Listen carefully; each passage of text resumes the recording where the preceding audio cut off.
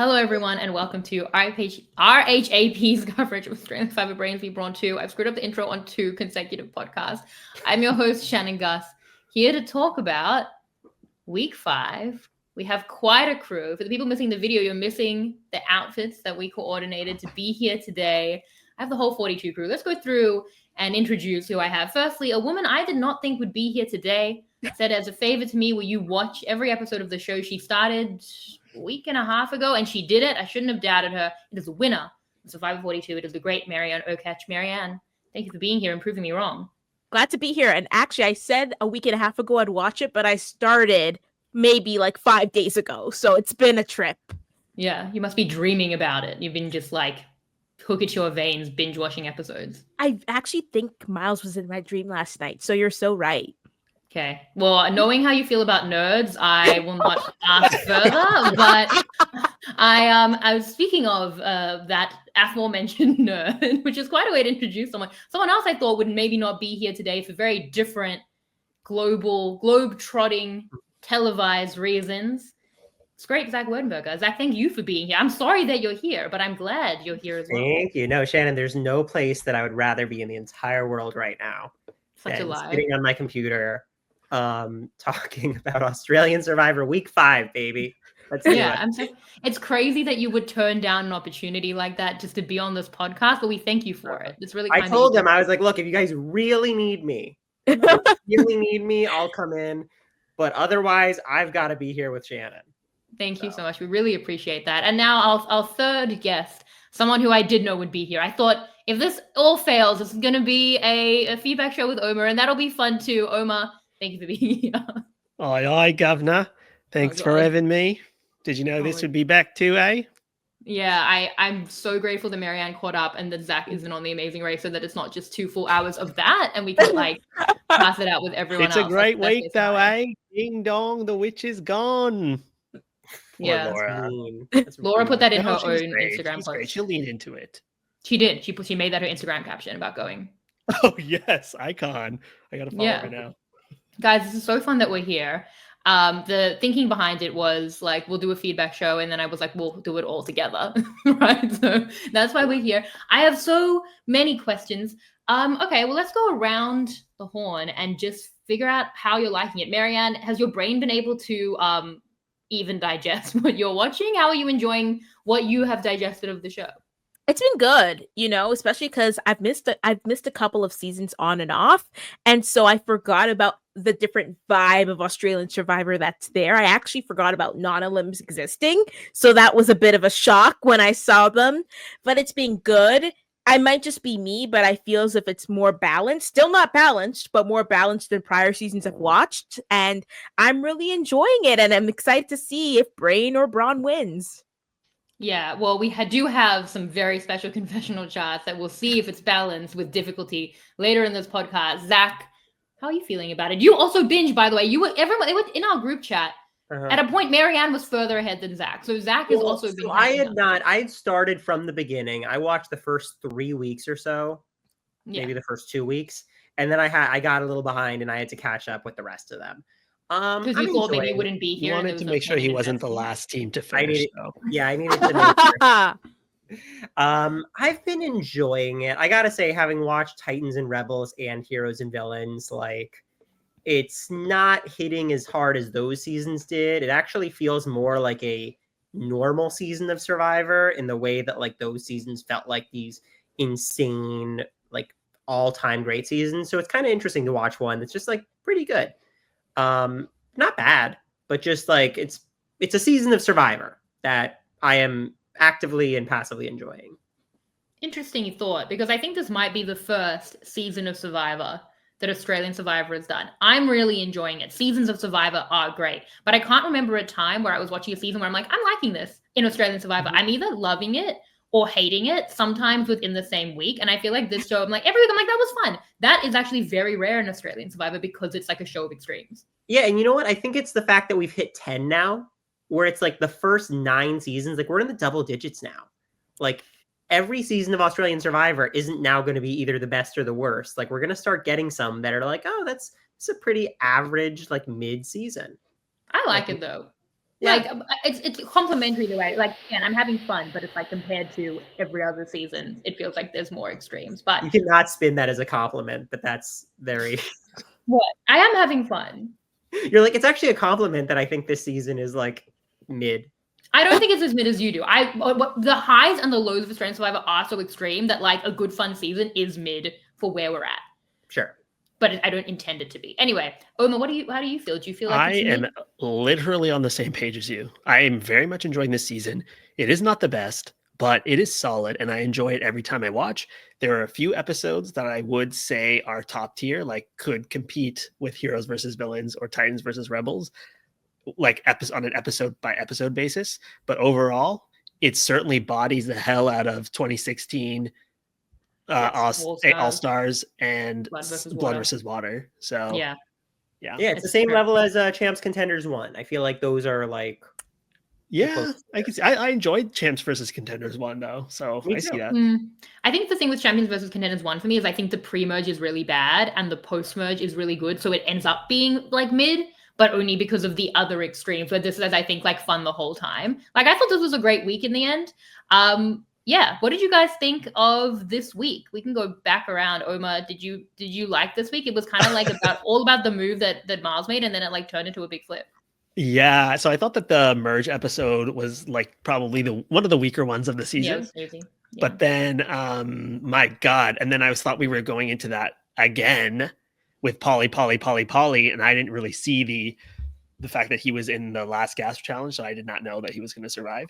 And I thought it was going to be so boring, and I was literally tuning out on my phone until I heard Miles stand up and be like, I'm playing my advantage. And honestly, that Rat King, he deserves everything. He deserves all the accolades. This is going to be great now. And the fact that he bounced back after that is just incredible. So I hope it heats up and continues to heat up from here on out. As the person who matches animals with people, is he a rat? Was that the right designation, or is that not right? I am not going to be commenting on whether he is rat-like, but he is leading into it himself. Wait, so has he? If he is a rat, he's a Gambian rat, which is the large rat that finds mines and saves everybody's lives. Has he branded himself as the Rat King? Has he claimed that on the show? He said, I've gone from the jungle rat to the Rat King. He's like the one in, what's that show with the mouse detective? Do you know what I'm talking about? Stuart Little? No. The Great Mouse Detective? The Great Mouse Detective. And then there's evil Rat King, who I think is Australian. I know what you're talking about. The Rat King. Yes, the Rat King. Who has a robot or something, right? The evil queen or something? The Rat King is from the Nutcracker. No, he's talking about it's from Villainous. From the great, I know what you're talking about. Don't you mean Teenage Mutant Ninja Turtles? Absolutely. No, I know what you're talking about, Omar. It's a rat. It's like a rat, because he's trying to get the evil lady rat queen or something, but he's the evil man rat. Yes, I know who you're talking about.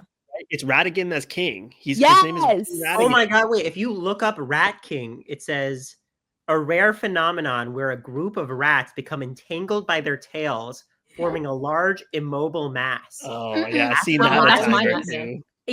Was that your dream, Maryanne? Is that the Rat King? No, I'm gonna have to think about it. I think we were going to see like a musical or something in Australia. It's what are dreams, you know? Was I there? You were not.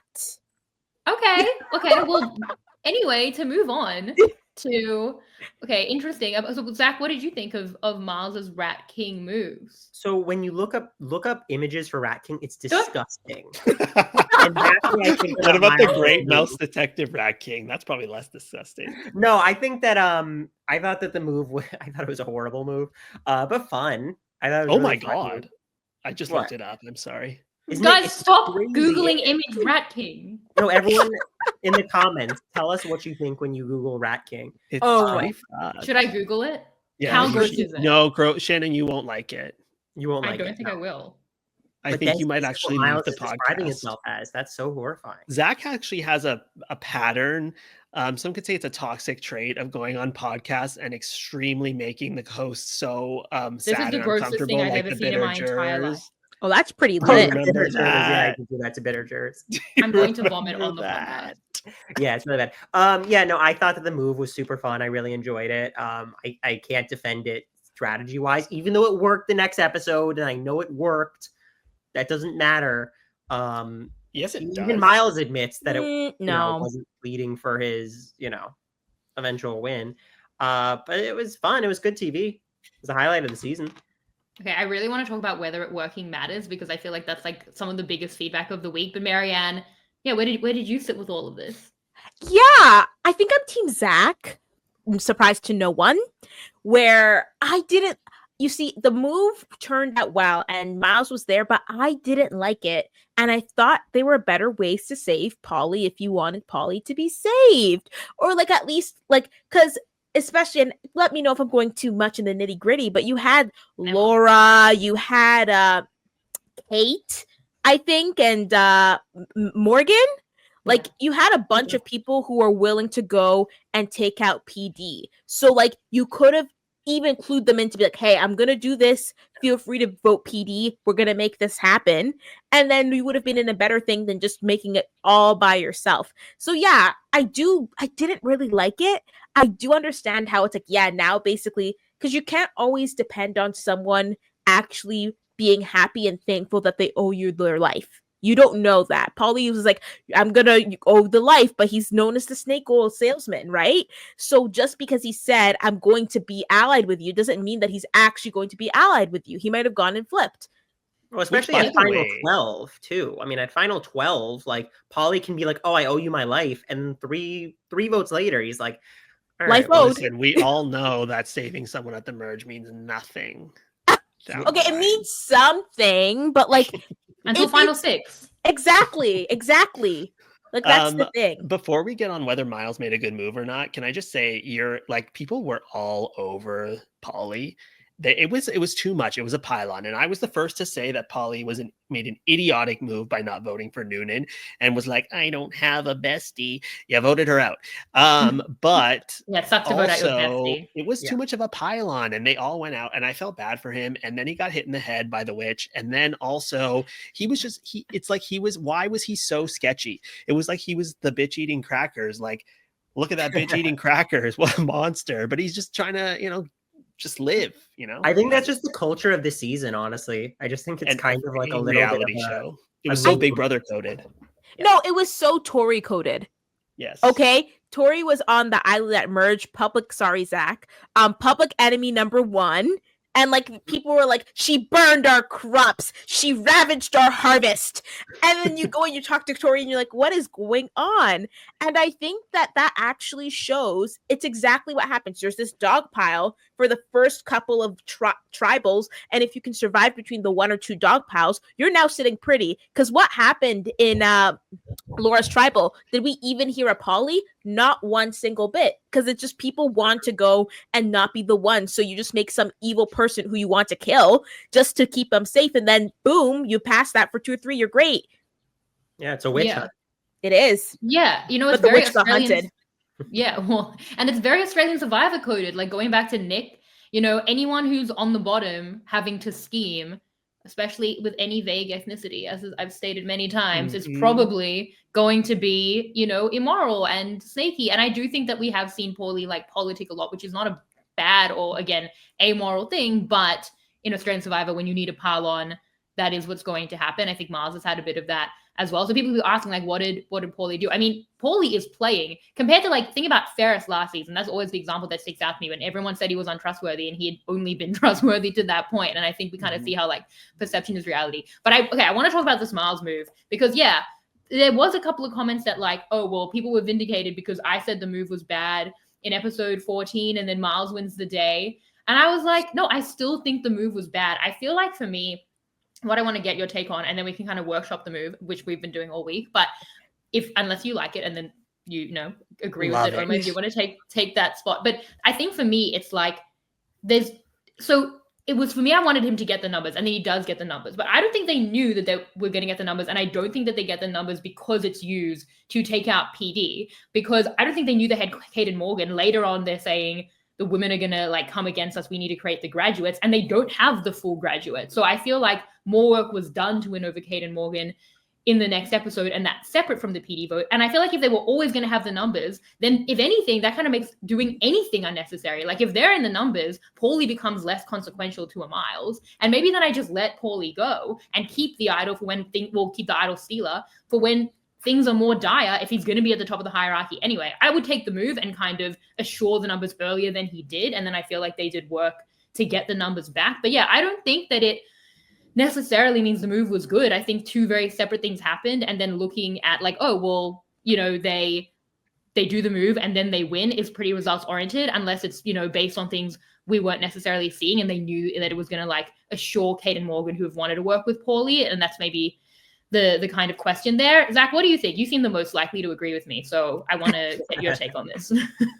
I think that the move is a very flashy, fun, exciting move that, considering the circumstances, he could have just made later in the game. Like Kristen was not playing her idol there. He knew that she was going to have it. He could have done the exact same thing at a later point to get a much juicier target out than PD. You know, like it's not the concept of the move. I actually really like the idea behind the move. It's the fact that he did it here at Final 12. They're not even in jury yet. Like, okay, yeah, he has an idol for protection in case the move goes wrong. Great, now he's at Final 10. You know, like he's not even at the single digits. So I just thought it was too early for something like this, especially like knowing this group and like knowing how much they're going to yell at you afterwards. Like, I don't want to get yelled at by Logan. I do. But then, yell at me. How do you reconcile them? But then it works. So then does it change your thinking on that? No, it worked at Final 10. If we see him now survive Final 9, Final 8, Final 7, then Final 6, Final 5, all of a sudden I'm starting to like reconsider it, being like, okay, maybe there was a method to the madness. Surviving one vote after you make this huge move doesn't necessarily like redeem the whole thing in my eyes. If he does make it like really far into the game, then I'm curious to hear what he did after the fact. And I'm curious to like kind of see how that all played out. But surviving one vote does not like, you know, redeem it for me. We didn't survive. Like he won the vote, like in a very big way. I think for me, had I heard him say, I knew I was coming back to numbers that include Kate and Morgan, and I could like be sure of that, I'd be like, okay, maybe then it wasn't necessary because it seems like you have a lot of numbers. Paulie gives a possible split, and even that was kind of questionable. But I think then it's like, if you knew you were coming to those numbers, maybe save it. And if you didn't know that, then it feels like getting those numbers later was the move to win in the next vote. Maryanne, you seem like you might agree with me. What do you think about the move and how it played out? Have you watched The Traitors US season 3, Shannon? I'm 2 episodes behind, but I know everything that happens. Okay, perfect. So you'll know exactly what I'm going to be referencing. And what I'm referencing is when Boston Rob decided to go and target Bob the drag queen because Boston Rob wanted control, you know? Mm-hmm. So at this point, Rob's in a decent spot and completely goes and wants that wrestling of control and gets out Bob. But then now Boston Rob has heat on him that he wouldn't have had before. And he could have had more roots to the end. We know evidently that it didn't work for Rob because he got voted out. But that's the same way I see this move with Miles, right? He's in this position. He's been in the bottom all at merge. Now he's at merge. People are finally wanting to work with him. Like he's finally getting reintegrated. Like he's kind of losing that shell of, being super sketchy, scrambly, super chatty Miles. And then he decides, you know what? Absolutely not. Let's go back to square one and start playing from the bottom again and start playing when I'm enemy number 1 again. And so for me, I'm just like, yeah, it's a fun move. Yeah, you might have survived another time, but it's like, why would you stick your neck out that way to do something flashy, which didn't need to be done? There were other routes to save Paulie if you wanted to save Paulie, right? So, and then you could still get credit because Miles was the one who initially told Paulie, hey, Paulie, I'm trying to save you. So that already is enough seeds that Paulie can feel grateful to him. So having this big flashy move, burning an advantage that no one knew about that he could have kept quiet and then used it for like another time, like you said, Zach, just didn't feel the best to me. Like I said, I think that when you do a big move like this it was the final 12? No. 11? Mm-hmm. I think if you do a big move like this at the final 12, I don't think that I think it has the ability to become game ruining, but if you're able to survive past it, it can still implement. You can still go further in the game. But why would you risk it at final 12 to stick your neck out, especially when people are still in that feeling where it's like we need to get people out, and people are thinking we need to get pairs out. People are going to want to get you out. You would do it at like a final 6. That's when you would make yes, it. Yeah, I love good. like... The best time to make a move, I always believe make good moves are made at 8, 7, 6. So you would have just either let Paulie go or tried to actually just get the votes more on PD. And yes, I would have done it the Omar way. Actually, if I really want to keep Paulie, I would have done it in a way where it's like I keep Paulie. Paulie knows it's me, but everyone else thinks it was their idea, and we can move forward. I don't know that. Yeah, Miles had that degree of social capital at that point. That might have been the issue with that, but it's just whether Paulie is worth. Again, the idol. Okay, Omar, you give us the rebuttal. You like the move. Be that person. It's good to get that representation. I'm not saying it's black and white. I'm not saying it's 100 and 0. I'm saying I see a path forward. I think there are many ways to skin a cat, as the word, like the phrase goes. I think that if you look at the whole picture, he tried to get PD out. It was not going anywhere because Logan put the kibosh on it. Logan was rubbing Laura the wrong way at that point, and Morgan and Kate, who wanted to go along with it but couldn't, had to back out because of that.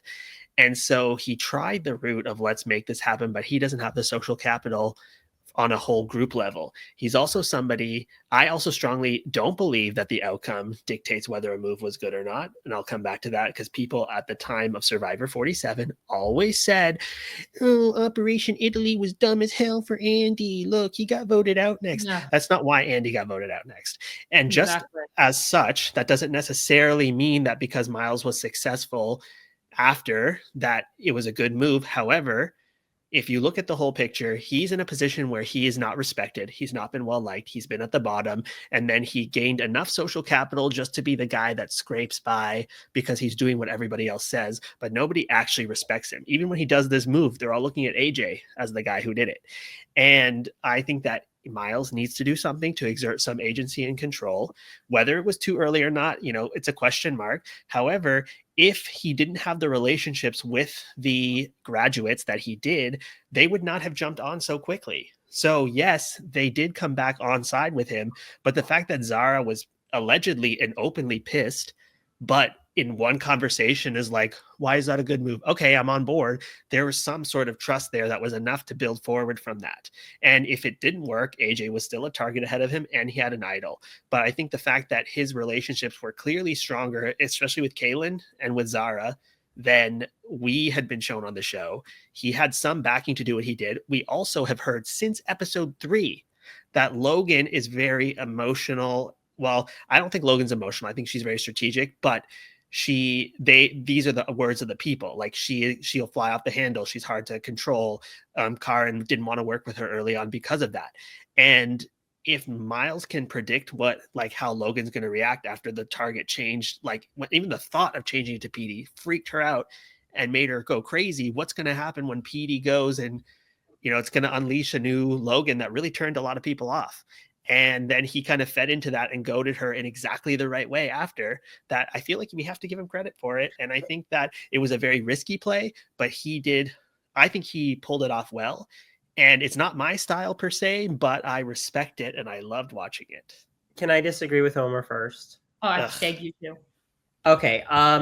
You were going way into the Laura vote after, which I 100%, I think they played that vote amazingly. I think that the Laura, that gameplay from AJ and Miles, amazing. But specifically going back to this move, you're talking about Miles needs to gain respect. He doesn't have respect. I think he does. He already has a successful idol play under his belt pre-merge, right? Well, they've debated, but yes. Debated.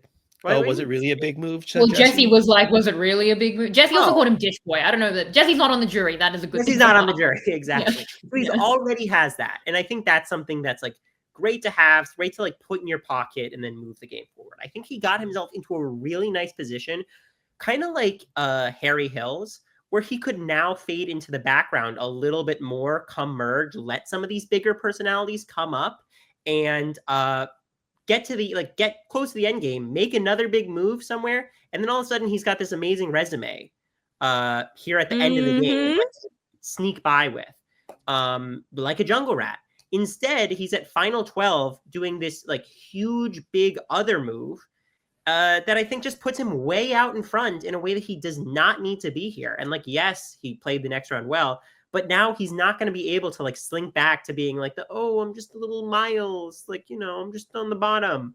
No, he's going to be a target going forward. He's, I think, going to be taken out, especially he's got this third idol. He's trying to get a third idol play. After you get 3 correct idol plays, like, it doesn't matter what happens. Like, you're the next one to go. And I just think he could have done the same move later. And again, it's to get out Petey. This whole move was to get out Petey. You're tired of seeing Petey sit out of challenges. Put him out of his misery. No, I loved seeing him. No, I loved Petey still being able to continue. Okay, I actually cried a little during that scene. It was very sad. You were so tired from watching 10 episodes in a row and you were on no sleep.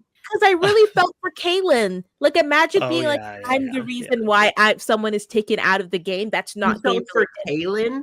You didn't know his name before we recorded. Hey, I'm bad with names. I felt bad for Petey as well. Everyone felt bad for Petey, but I'm like, Omar knows this. Like, and just imagine if you're you see someone medevac, or you're the person who physically gets someone medevac. Like, oh my gosh! Like, I'm so happy Petey was voted out. You planted Jackson's medication. But I love lithium. Oh, Jesus. Okay, this went to some places. I feel like you would feel bad if you got someone medevac. What about voting out your best friend? Whatever. The point, firstly, a lot of people did not feel bad for Petey. When Nick Callahan gives the social media for me so that I don't have to see it myself and compiles it into a report. Apparently, a lot of people were like, Petey should go if he can't complete in the challenges, which is such a crazy take. It's like, why would you wish another non-elim on us when he's just sitting around and it's fine, okay? As someone who has never won a challenge, what's the difference between Petey sitting out? Like, if you can't win if you get 0 wins or don't even win, it's a social game. The challenges are nice. George sit out of a tribal council. So, like, can I also just say, I may not be a human doctor, but when I watched that, I said he just tore his bicep. Ooh. And what happened? Are there animal biceps? Yeah. Okay. Okay, a few things. Yeah, so people wanted PD gone, which is crazy to me. So I disagree with Omar, but differently. I might be more with Omar than Zach and Maryanne, which is an unfortunate place to be and not where I thought I would. Because, well, to be fair, again, if Miles was going to come back to the numbers and was more sure of that than at least he even seemed to say in the next episode, then I think that I'm more on board with just not doing anything and waiting for the big move, especially because Kristen and her idol seems like they're going to be a locked-in thing. Like, I know that he probably wants it and wants to move before possibly the public idol goes, but really feels like Kristen's going to be there, ready to steal from at any given time with an advantage she doesn't know exists. 2 idols. He also knows. Yeah, but Logan with her idol is more likely to go, and that's like a target for him, so you might not be able to use the advantage on it. I do think, though, maybe because I've worked it out to be at its coolest possible iteration, like just taking out Logan by stealing Kristen's idol, which was a plan I wanted him to do when I did the episode 14 recap, but then I also have added a minority split vote. So from cool factor points, I do kind of love it. Firstly, there's a few things. So firstly, you people have been like, why not steal Logan's idol? We talked about this in the episode 14 recap. If you steal Logan's idol, at that point she has a lot of power, even though she's about to be a target. All hell would break loose and you or AJ might become a target. You can't steal Logan's. The beauty of the move actually was stealing Kristen's idol because it was so neutral that it could lull a Logan into a false sense of security. But she has an idol. What if she plays it? I thought maybe Ma would have to play his own, but then I was like, no, Paulie is voted for Petey. Petey becomes a Petey split. Mm-hmm. Then I thought, no, you go to Paulie with the amazing trust and Miles and Paulie are built up in their connection. You say, I can't tell you what, vote for Laura. And then you go up and you say, Paulie, did you vote for who I told you to vote for? And then you play the idol on Paulie, 2 votes on Logan because it has been confirmed through the votes on template. AJ definitely was part of the plan. 2 Logan votes, 1 Laura split, minority split vote. If she plays it, Laura goes home. Idol's definitely out of the game. Logan or Laura out of the game. And people won't be as mad as we thought because apparently people were kind of down on Logan. So you still come back to the numbers he's going to amass, but you've done it sooner. It is a big move, but it's fun as hell. I minority split vote. Okay, I'm actually going to take it a step back. Okay, step back. I've gone too and much. Say what I wanted Miles to do with that move. Ooh, I genuinely thought that at first with Miles' move, I thought he was doing kind of like using his advantage as an idol nullifier. So the votes were already on PD. Then he takes the idol from Kristen, and then the votes are the majority. So PD goes home. Because that's what I thought was going to happen. Because then you're still working with the group. You still know PD can go home because it's not going to be there. You still have this idol, and then you can play the idol if you want to, just to burn it, because when you have a public idol that's so big and your heads and you've done something like that, you want to burn an idol as fast as possible. Yeah. But that's what I thought was going to be the move initially. So Omar, I'll let you go. I mean, I think he just didn't have the ability to get the votes on PD. But I think Shannon's idea is very interesting, and I don't disagree.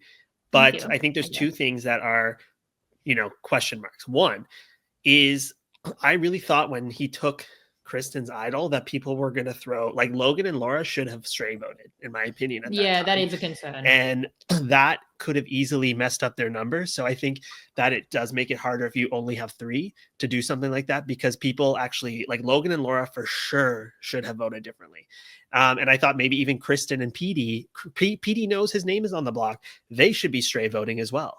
And they didn't do that, which is crazy to me. Secondly, at first I was like, yeah, why don't you take out Logan or Laura? However, I kind of like the PD move, because how was Miles using that to manipulate it? He was saying, yeah, I made a big move, but I didn't make it against any of my people. He really built some trust with Zara and Karen by not going after his own people per se. So if he's going to do it, I don't mind taking out somebody that you think you can't work with and you're not going to work with. That's not in your core alliance, and to the point where Laura's even willing to come back and work with Miles. I mean, I just don't buy the whole oh, you're not doing a move against your alliance when you're literally blindsiding every single person I agree. Council to unilaterally choose who goes home. I agree. Okay, yeah, sure, I didn't literally vote you out, but any trust that I would have with you would be burned. Yeah.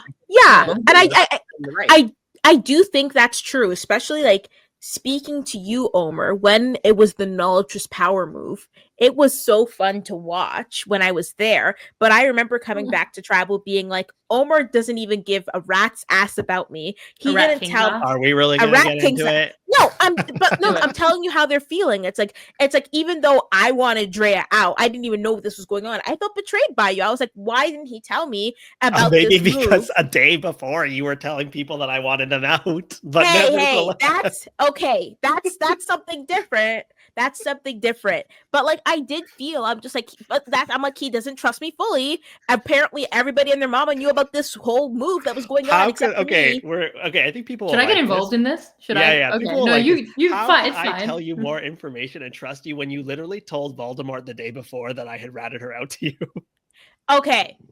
Okay, in my defense, it wasn't the day before. It was a couple of days before, and we bonded after the Tory tribal. So it does because you know how Voldemort works, gets you close, makes you trust them. Then you open up, you think you're just talking about life, and then turns out they're gonna go turn that against you. So you can't use that one against me, because I told you afterwards. Did I not tell you? If I was really trying to hurt your game, I wouldn't have told you that I was trying to hurt your game. Are you guys okay?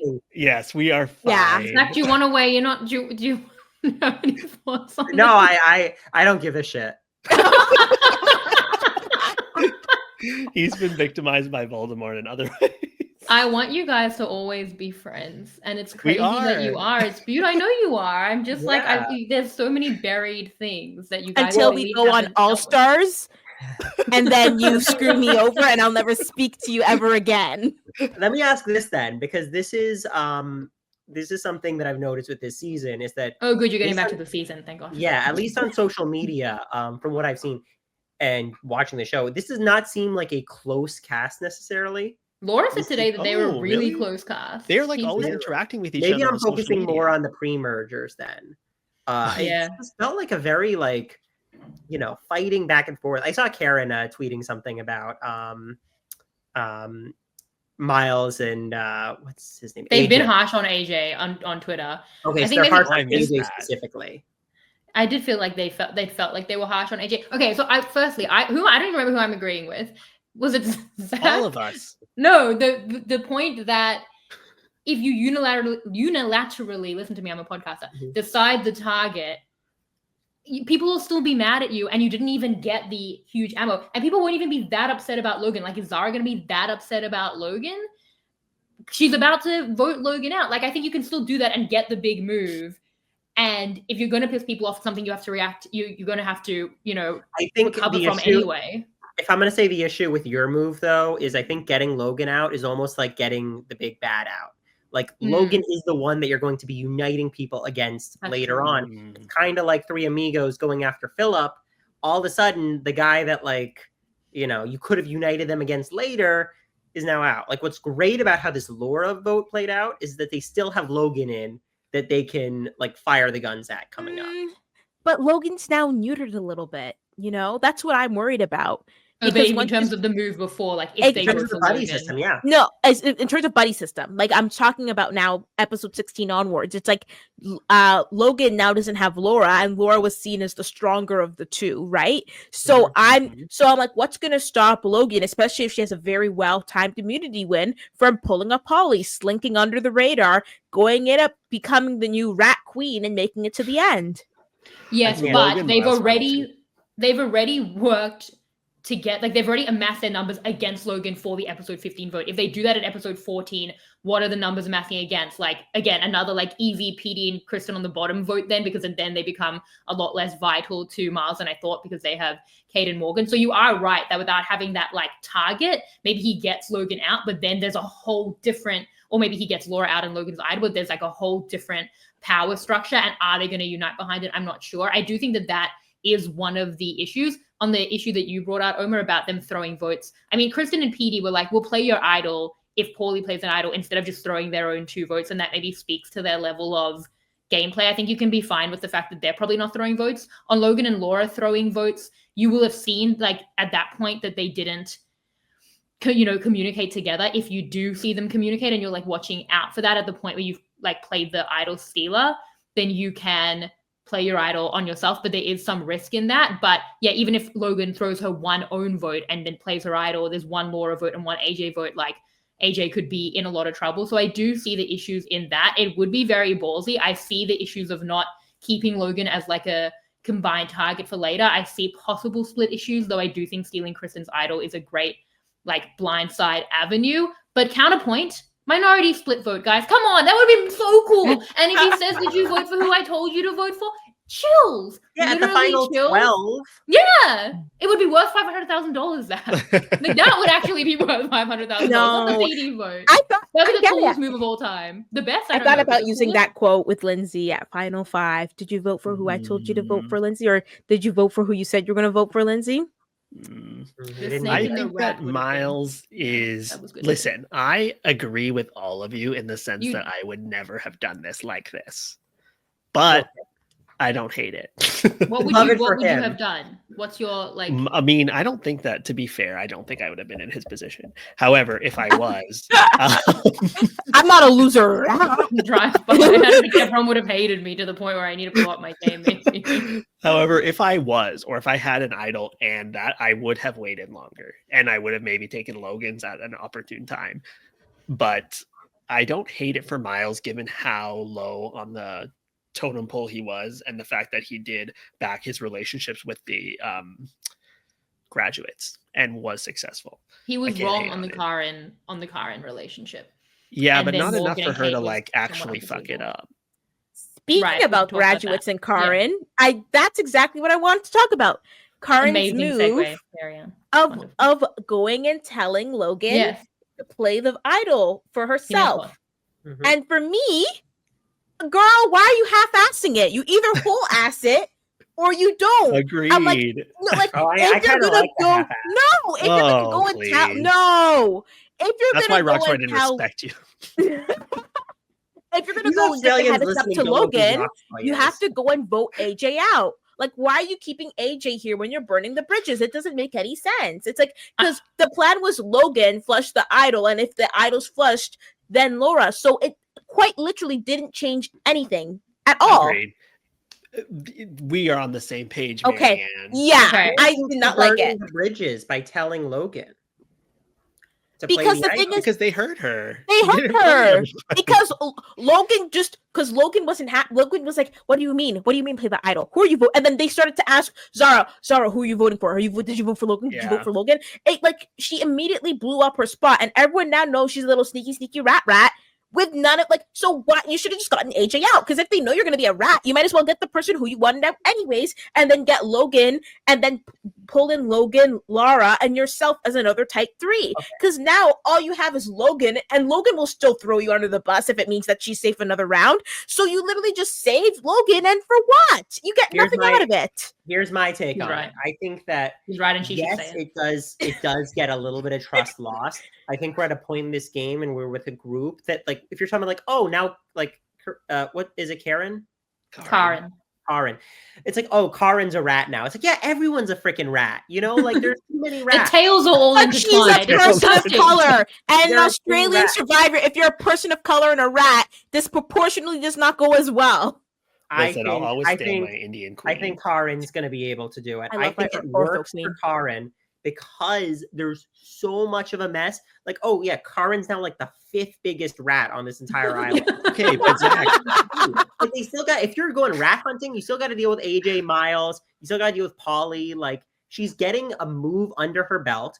The graduates don't really have other places to go, to be honest. Like, I don't see long. They do. this Kate and is Morgan. why I hate this, because Who she's knows doing. with them? Karen keeps. Okay, I will always stand my Indian queen, always, and I will root for her until the day she gets smuffed. But I will say that she loves the half measure. She's gonna put 3 votes on AJ just out of petty spite and warn him that she's coming for him, but not actually finish the deal pre-merge. Insane behavior, saved by Ben quitting. Then now she's going to like tell Logan to play her idol, but not fully flip. I feel like now she's in a situation where she still has to pretend, but they're not going to believe her. So she's not going to really see a blindside coming if it's on her and they decide to move forward against her, because the other alliance has the power. If you're going to do this, I don't know why you don't just flip yours and Kristen's votes and make it happen. Now, Miles did post on Twitter that someone talked about it. Yeah, so That's that they were suspicious of Karen and Kristen flipping, so that he flipped his vote so that it would be for. Yeah. Can I explain Yes. what he said? Because it's important. Because it actually meant Karen couldn't, like, they were getting one over on Karen. Interesting that he suspected Karen so much to even do this. And I wonder if she'll see the votes weren't as she thought they were and then know that they were suspicious of her, which, to be fair, was incredibly fair, given that she was telling Logan to play the idol. But so the vote split is very interesting. We saw it as a 6-3-2. So in that way, they're putting the two suspect votes, Kristen and Logan, on the alpha. So it felt like, okay, so if you tell Logan to play the idol, then it'll be a 4-3-4. Logan will be saved. And then AJ will go home over Laura's votes. But actually, they had made it a 5-4-2 and put them on the alpha of the 5. So now Kristen and Laura think that they have to swap and play the idol on Laura, because there would be 3 Logan votes. They think there's only going to be 3 Logan votes when their 2 go over to, say, an AJ. So play the idol on a Laura, which would also probably be a big move for Logan to do and maybe quite scary to say to play your idol on Laura. But then Miles also actually voted on Logan and flipped his vote on the split, so that Logan would actually go home if they play the idol on Laura, and it would be 4 votes on Logan. It would be 4 votes, because if they flip to AJ but play the idol on Laura, it would go back to a 4-4, and they would just vote out Logan. But so they thought Laura was going home? Herself. Karen thought Laura was going home? Karen thought Logan was going home, and that this did. But if she I don't flipped think their her numbers vote, worked then. But I don't think their numbers worked then, because Laura ended up with 3 votes. So if Kristen and Karen did flip and Logan played her idol, then AJ would go. But they didn't know that Miles was on the Logan vote. So in their mind, they're telling Logan to play the idol on Laura, but then Logan would go home because there was an extra Logan vote that they didn't know about, because they weren't told the true plan due to the suspicions on them. So they actually were getting one over on them. Now, again, that's something Karen can maybe clock, but again, it's so fair. Which but is it's actually, Yeah, it's a very interesting split because it's like, okay, if we have to flip, actually, like Laura becomes the primary because our 2 votes have been taken off Logan, but actually Yes. Miles becomes the crucial vote that's still voting for Logan. So then they play the idol on Laura. 3 votes on Laura are negated. It's useless. It's a 4-vote Logan. 4 votes, they're 4 flip votes, and Logan goes home on the So they revote. thought if they flipped that it would still, they wouldn't make, like it would be 4-4 basically. On No, the she thought she could flip, but she Oh, would okay. think she'd have to flip and play the idol play the on idol on Laura Laura. Okay, instead gotcha, of gotcha. Logan, and she'd be wrong, and then Yes. they could have played the idol on the wrong person. Then why did So- she tell Logan to play her idol if she? because she's not Yeah, flipping. because so she's not. So she flipping, knows there's going to be a primary on Logan. She's a Logan vote, but she's just trying to save Logan over Laura. Yeah. But had she actually tried to flip, she couldn't. I don't think she should have anyway. I also don't think she should have done the half measure. But anyway, did this flip make sense? Yes, the that split makes vote sense. make sense to people? Yeah, because I feel like if Puyo were here, he'd be like, "So Zach, come on, you get it." You know. You said No, he was it's- most like it's Puya, too- anyways. It's too nitty gritty for me from Miles for a thing that didn't happen, right? Like the Karen fact was that he looking didn't at it. actually flip. I mean, look, I'm sure it's a great move. It's just I It's understand fun. why this didn't make the show. You know, Yeah, like, it's a lot. Even right And- now, explaining it feels like a lot, but it's which fun. brings me to my next reason why I like Corinne's vote, or her move here is in Australian Survivor. You've got to earn your airtime, and we have watched So why are you hating on Miles? we have well, no look in Miles terms of has Miles, airtime. like yeah, it clearly worked, and I think that this was a move that she made that guaranteed she was going to get a little bit of TV time, especially considering like as a woman, that's a lot harder in Australian Survivor. Like if you look at the confessional charts, it's just like she's earning her airtime, and I think that like in Australian Survivor specifically, even more than American, where in American you're kind of guaranteed like a good amount of airtime, you got to make sure you're making some moves. And this was her making a move that was going to be a moment on the TV show that I don't think has that bad of repercussions on her game. Like, yeah, people will think she's a little bit shady. She's one of the many shady people this season. Like, this is the kind of move I think you should make to earn your airtime, make the TV show a little bit more exciting, and then, you know, continue to like actually play the game of Survivor. I think you should get your airtime the way that Kate gets her airtime. Just agree with what AJ's doing, and then you just pop up on screen. I thought you were gonna say by wearing booty shorts. No, but When I did do. you learn that there was a Kate on this season, Maryanne, which Me? No, I knew Kate was there because She had a Kate moment on in episode episode 1 was threatened by Nash. Remember that it's like, if you don't vote with us, you're next. And I was like, you have the power. Like, Who he's you're like, obsessed with. me? Oh yeah, I will always be a Nash apologist. Okay. You're always an apologist for Nash because you watched Nash go 2 days ago, so it's still very, very recent for you. T. True. Well, I enjoyed that I got the like Maryanne texted the group saying, Zach, how much have you watched? Because Zach fell behind Maryanne. Very, very concerning.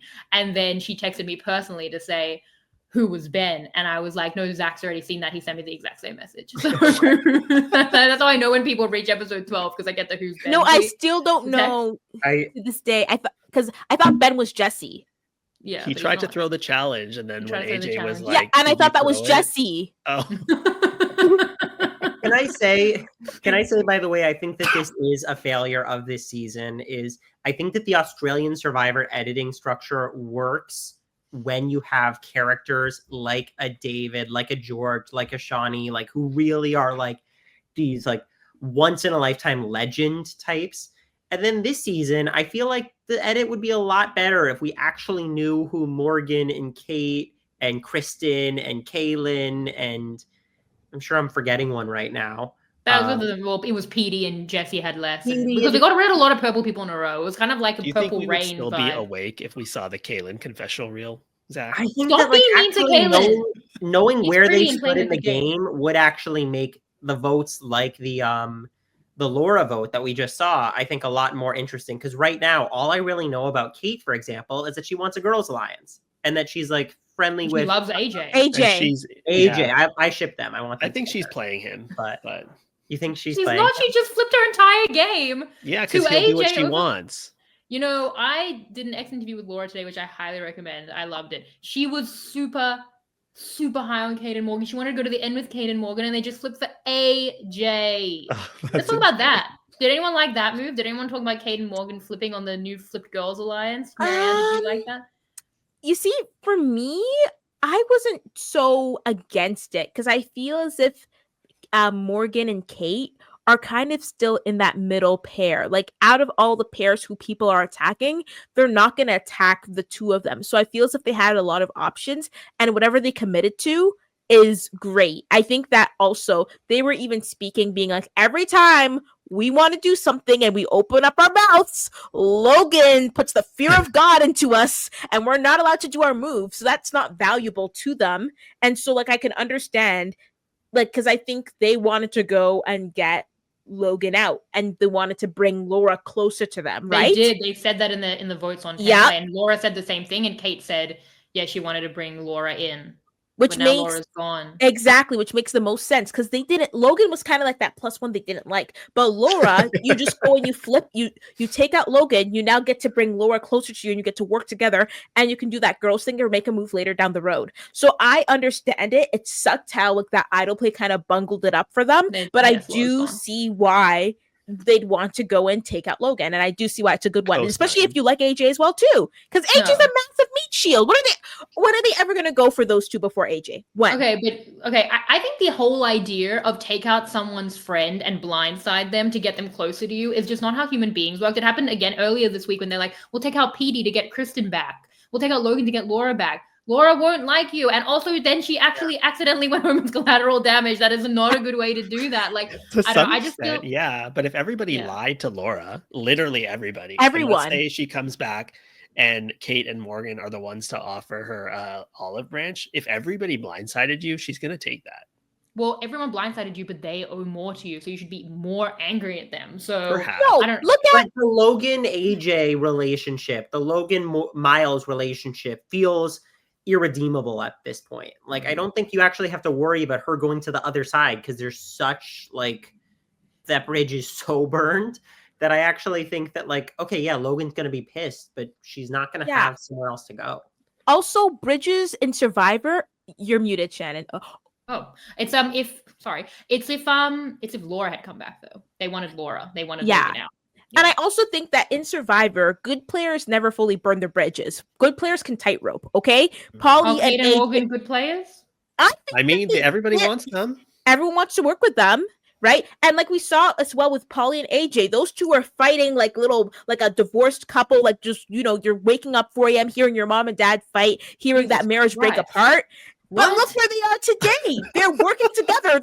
Paulie's now part of the trio and is happily working with Miles and AJ, even though everyone never saw that coming. So even if everyone burns them, Laura is a good player. And I think that she's smart enough to know I'm going to have to work with these people I don't like to move forward, because she knows that she has at least one guaranteed vote. Even if she's doo-doo water for the rest of the game and makes it to the end, she has that one guaranteed vote. So it doesn't matter who you work with at that point, especially if you hate everyone. You want to work with the people who want to work with you. And if Morgan and Kate want to work with you, you're going to work with them.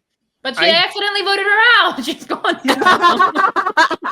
I do think, by the way, that Morgan and Kate are going to get targeted relatively soon. I don't think it's going to be. I think that they laid this buddy system out very plainly, and I wrote down like who the buddies were.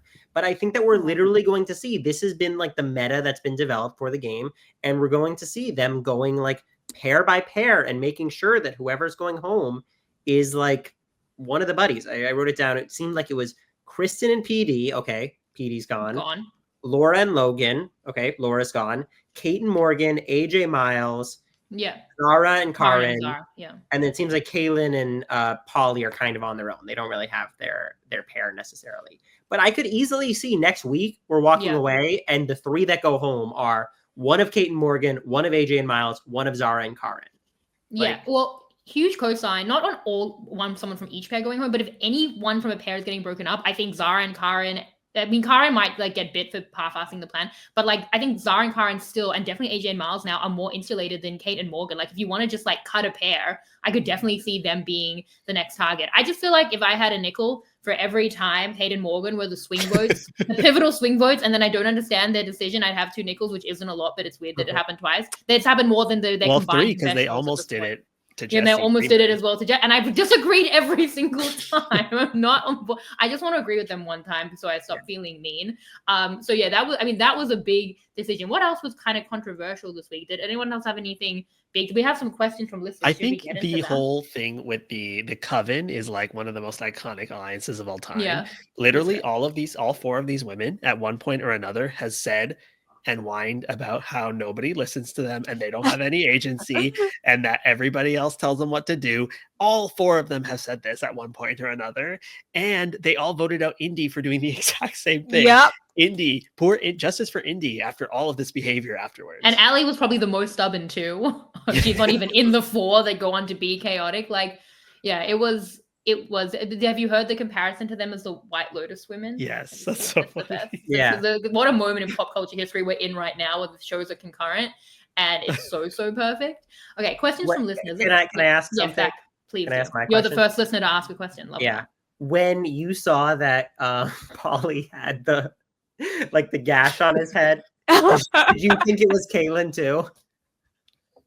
Oh, 100%. I thought it was KO. I was Yeah. convinced that Kaylin had, which would have been the fun. Like that would have been literally the most iconic. Can't stop.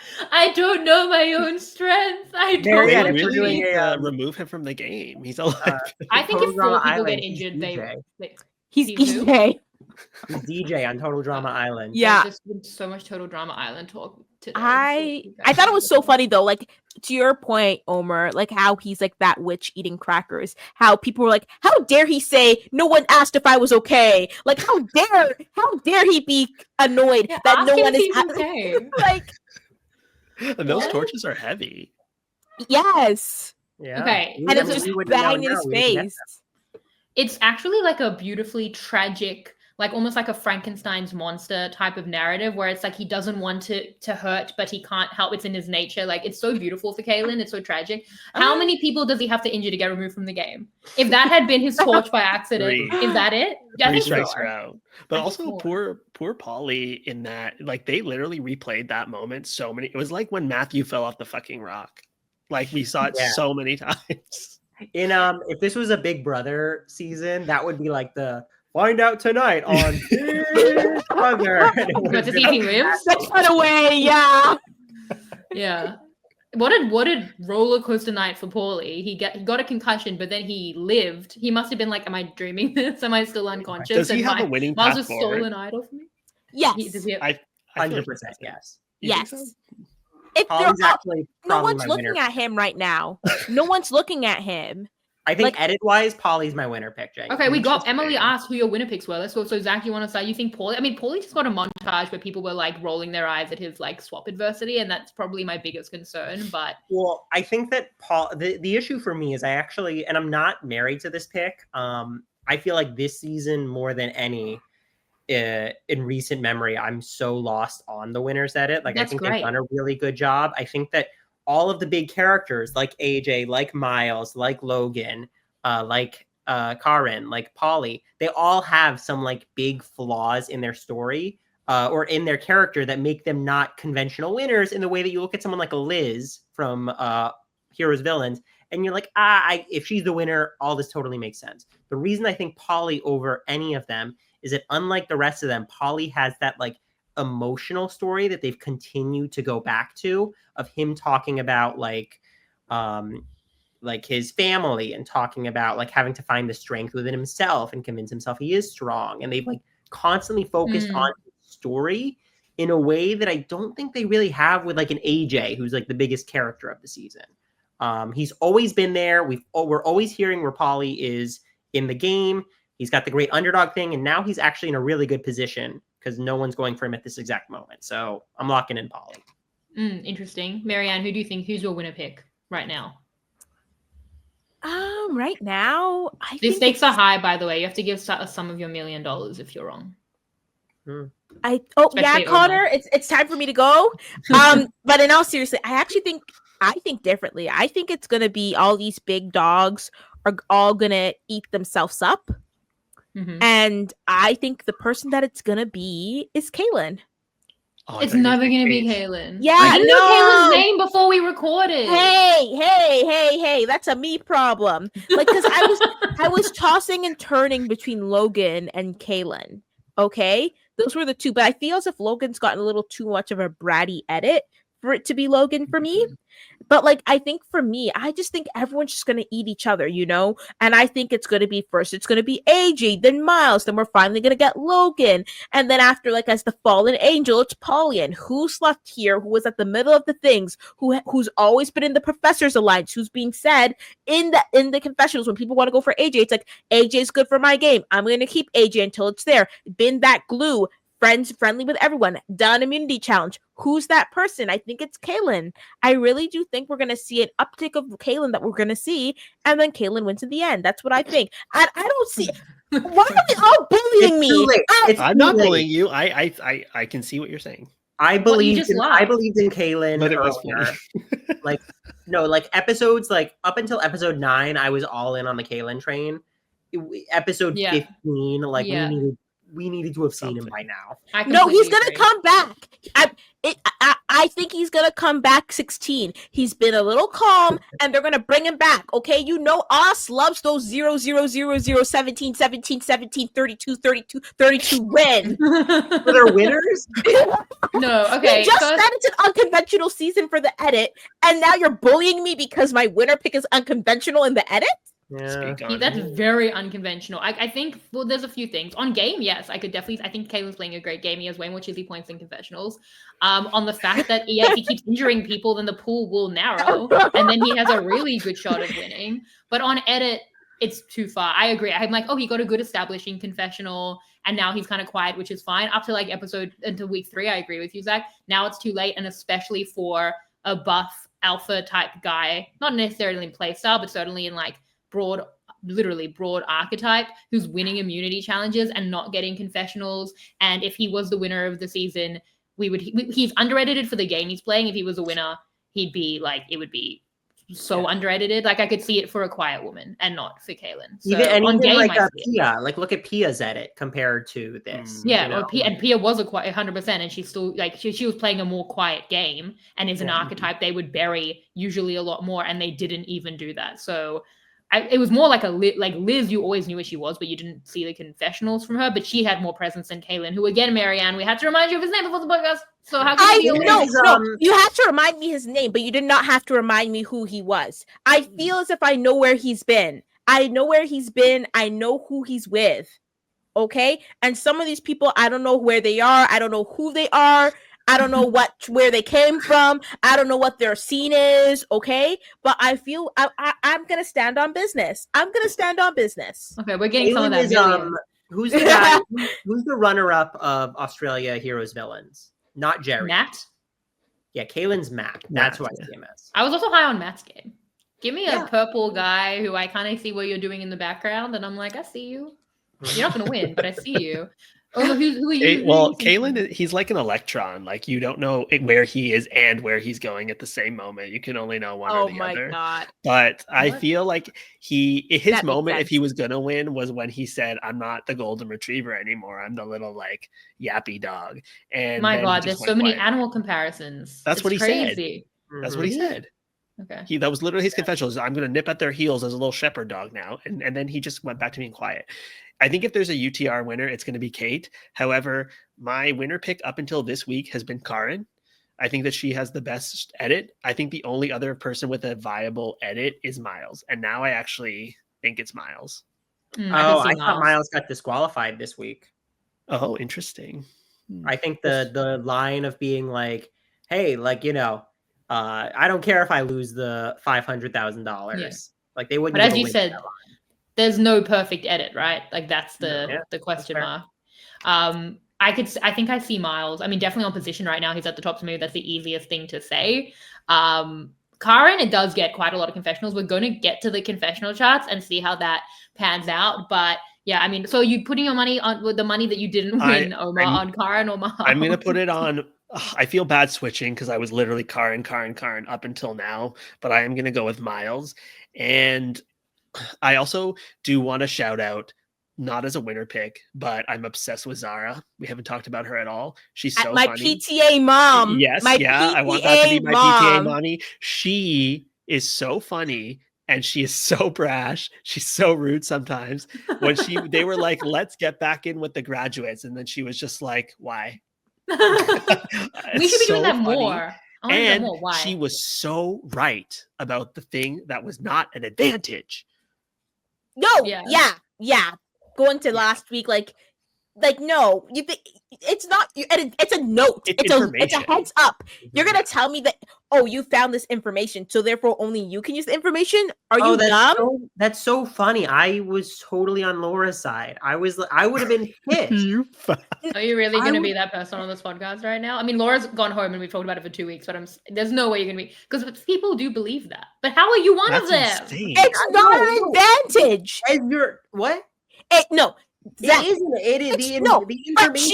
She gave that information to Zara, and as soon as you give that information to someone else, if they want to use it, that's on you for giving that information. That's on you. No, I'm giving it to my ally. I'm not saying that Zara. Yeah, and you're telling your ally. I'm gonna throw you under the bus. I'm gonna throw you under the bus. I'm gonna leave you to die with the wolves, even though we should just keep going with the plan that we have. I'm saying if I was Laura, I would be very justifiably pissed off at my ally for jumping ship and taking my thing. Again, wait. Zach, I agree with you. Laura has the right to be pissed, but like to be angry because she lost her shot. But that's on Laura for losing her shot. But it wasn't her. But it wasn't her advantage. Like when she was like to Logan, she stole my advantage. No, she did not. That's just a lie. No, Laura absolutely should blame herself for telling somebody. Absolutely. Yes. And at the same time, then look at that ally who exploited this. Yes. We're on the same page, Zach.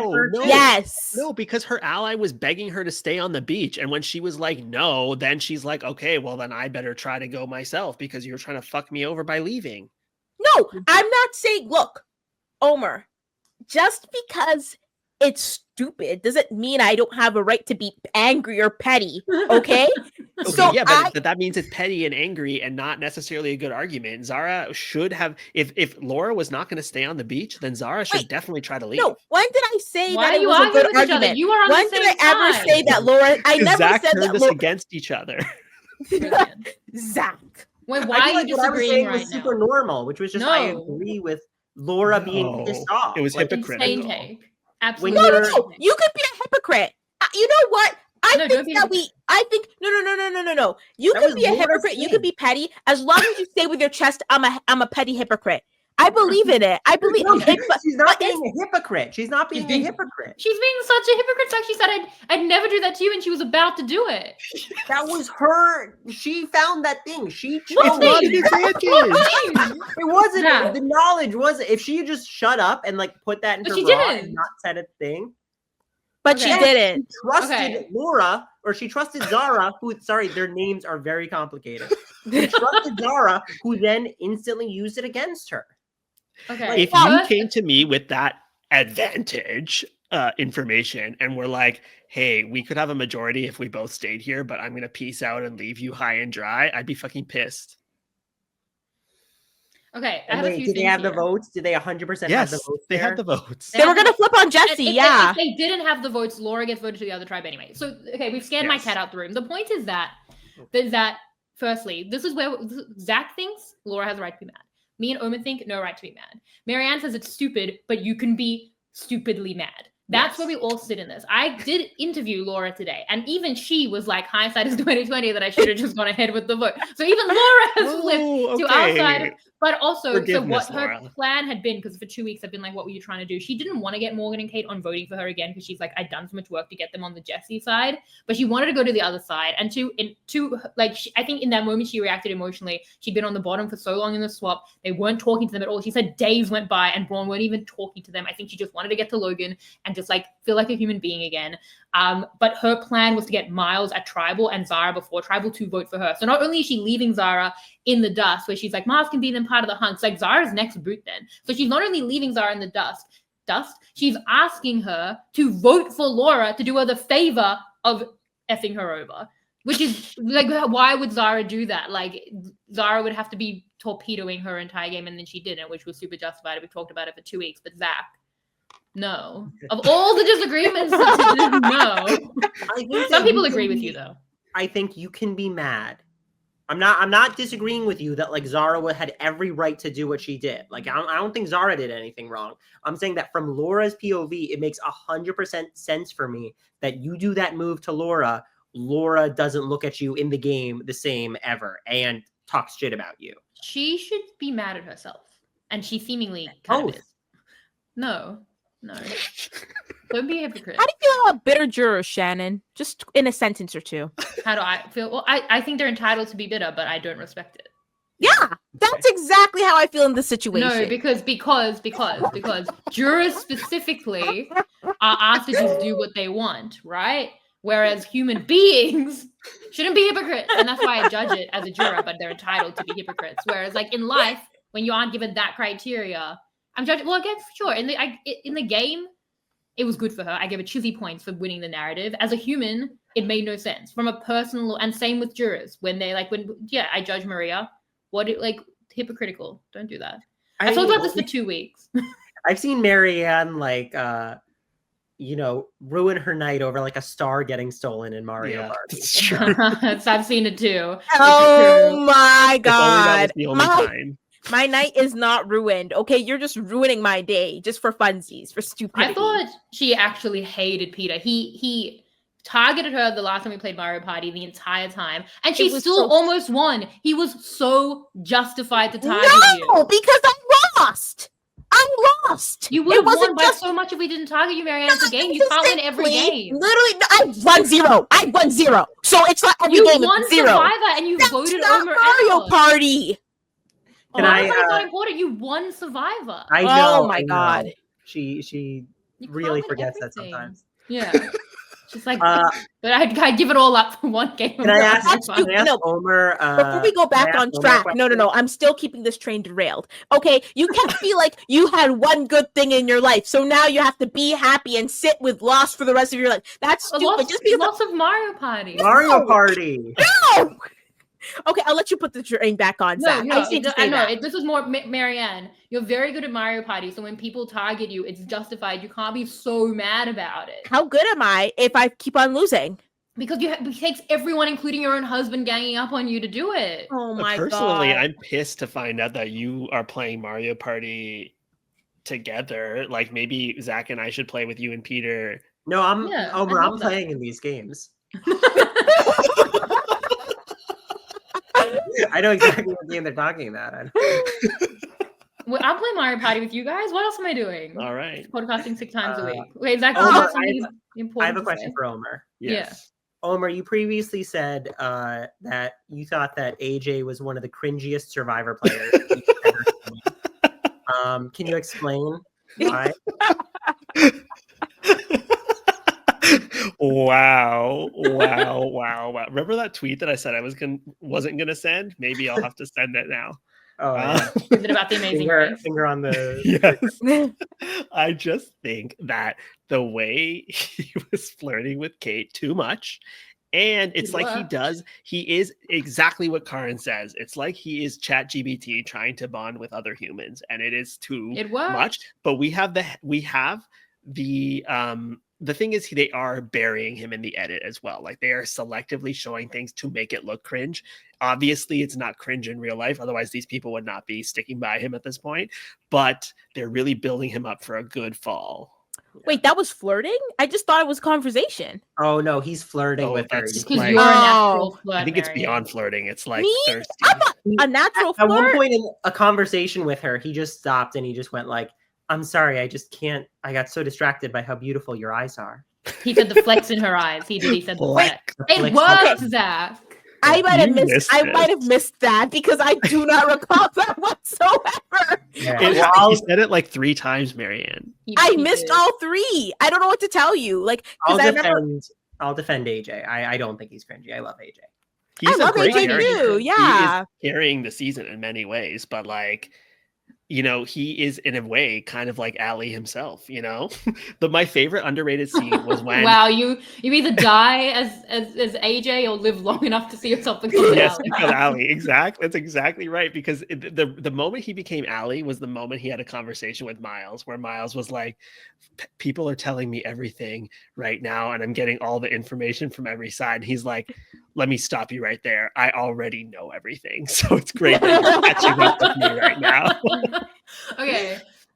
Yes, I think firstly, there was a secret scene on Template, which I don't think you guys can get, but it might be on YouTube for the Australian listeners.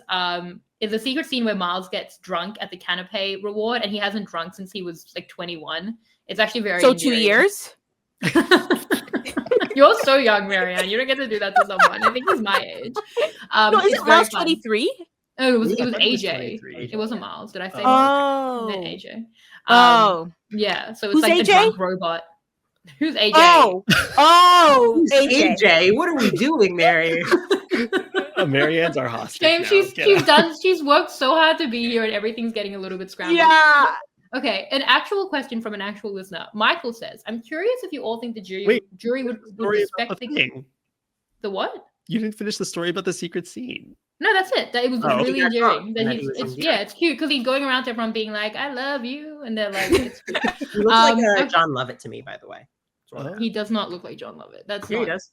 He doesn't. Yeah, he does. Zach, your takes are getting crazy about the moment. What is happening? You're my most rational one. Sari shouldn't have won. We're gonna get into that. Yeah. Let's talk about that. Zach's anti-Sari. Zach thinks Laura was justified in her anger.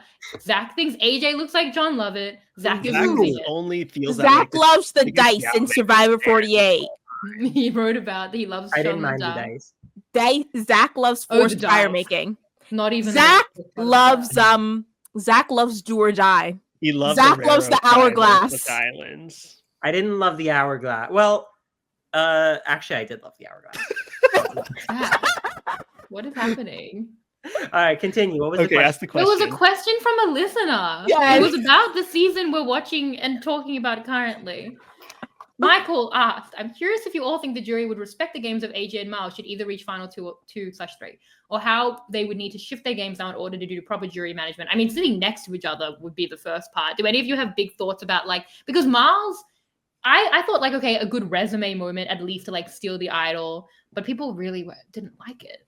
So yeah, they might not like it, but they might respect it if he makes it all the way to the end. Yeah, I think they could respect it. I think that I could totally see this being a season with a bitter jury. Just seeing the players that are left, the hard feelings that come from a move like Miles, seeing the reaction to that. If that had been Survivor 44, they would have lifted him up and been like, Miles. No, Survivor 45, Survivor 44, they don't love each other as much as they do. Well, but in the moment, in the game, it would have been, wow, great move, guys. Nowadays, maybe not. But yeah, no, I could totally buy a bitter jury world, especially if you put, let's say, Miles and AJ against a Polly, for example, who was just kind of this underdog who didn't maybe make as many moves throughout the game, but still has a story. Okay. Another question, or anyone has more thoughts? I mean, I feel like people have a soft spot for Miles in a weird way. I think his best chance is sitting next to AJ, because I think that they genuinely, at least some people are genuinely upset with AJ. Is that enough to gain enough votes for Miles as a more palatable option? I don't know. I think if he continues to be the one to drive the game with his idols, that's very possible.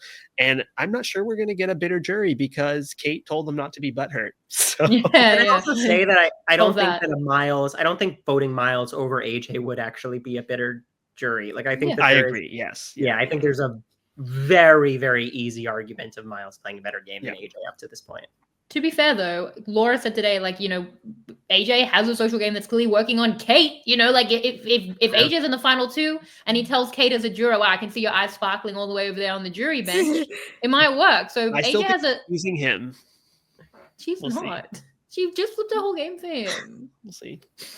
Well, I would have done that for you, Zach. She literally said to Morgan, I really like AJ and I don't want him to go, at a point where she could be totally honest. She didn't say, we can use AJ for longer. I think that there's a social game for AJ that does not make sense to us, but clearly is tracking on the island that might. But I still think, yeah, like there would be a lot to exploit from a game perspective. And yet it still is not biting him in the butt as much as you'd think, given that he's going very well for him right now. Yeah. Okay, Matt Forrest asked, why does everyone, both viewers and players, all of a sudden hate Logan? I feel like I'm watching a completely different show when I read their comments. Makes no sense. To talk about the feedback, yeah, I mean, Logan posted this week that she's getting death threats, which because Australian Survivor and because reality TV and because like the internet and because humanity, and it's so fucked. Sorry. I just won a podcast for the first time. It's messed up. Don't do that. I don't think our listeners are. But yeah, it's weird. I felt like Logan was such a fan favorite, and now that's turning. I don't know if anyone can speak to that, but I don't know. It's strange. I can speak to that as a CLH, but in a good parasocial way, not a weird parasocial way. What? So basically, I can understand. Oh, certified Logan hater. I don't hate. Oh my god, that was the hottest take of the day. No! What? Let me explain. I like Logan. I'm rooting for Logan to win. But for me, starting in the let me explain, because I felt as if starting from even when it was OG Brains, when things wouldn't go Logan's way, she'd be like, "No one ever listens to me. This is the worst." They all do exactly, but I think the thing that made it annoying for me is that for Zara was right, okay? It was Logan and Laura moving all these votes, pushing all these things, making it all happen. So that's when Zara was saying it. But then when things wouldn't go Logan's way for the first time, she would be like, "This is the worst thing ever. This is horrible. They're all treating me rudely," you know? So I was like, girl, like sometimes you're gonna have to take a step back. And so for me, I must have been, remember, I binged the show, but like I was watching, I'm like, it feels like Logan gets a move that she wants, and then when it's now someone else's move, she's like, "How dare you let me let off the reins? I'm on the reins. You never listen to me. You always want to do the things." Are you sure I you're like talking Logan? About Laura? Maryanne, they all did that. Maryanne, this question was about Logan getting death threats. I'm just the reaction that I just can't wait to watch back the reaction we had when she called it. I think Logan. I want to say, Logan. I think no one should ever get death threats. I think Logan is a great player. I'm rooting for her. I'd be very happy if Logan won. I'm just explaining was it Matthew asked this question or Michael? Michael, no, it was Matt Forrest. Matt. I'm just explaining to Matt why what some people might be feeling and thinking when they say they don't like Logan, okay? And also, Logan wasn't too nice to Miles, and I love Miles. I'm a simple woman. I will take the opposite as a CLL, a certified Logan lover. I thought she was mother. I thought that was the whole point. I'm not. Look, I'm saying I feel as if we think that like I hate Logan. I don't. You called yourself a certified Logan. Yes, I do. Like because there was because I what I mean by that is that I'm like, yeah, Logan, go home this vote. Let Miles win. Right? I'd be happy if she won. I think she's a great human. No one should get a death threat. People are crazy, bonkers, bananas. I was just answering the question you handed off. So now the CLL can speak. Maryanne Oketch is not pro death threats. No, and she's gonna stop sending them immediately.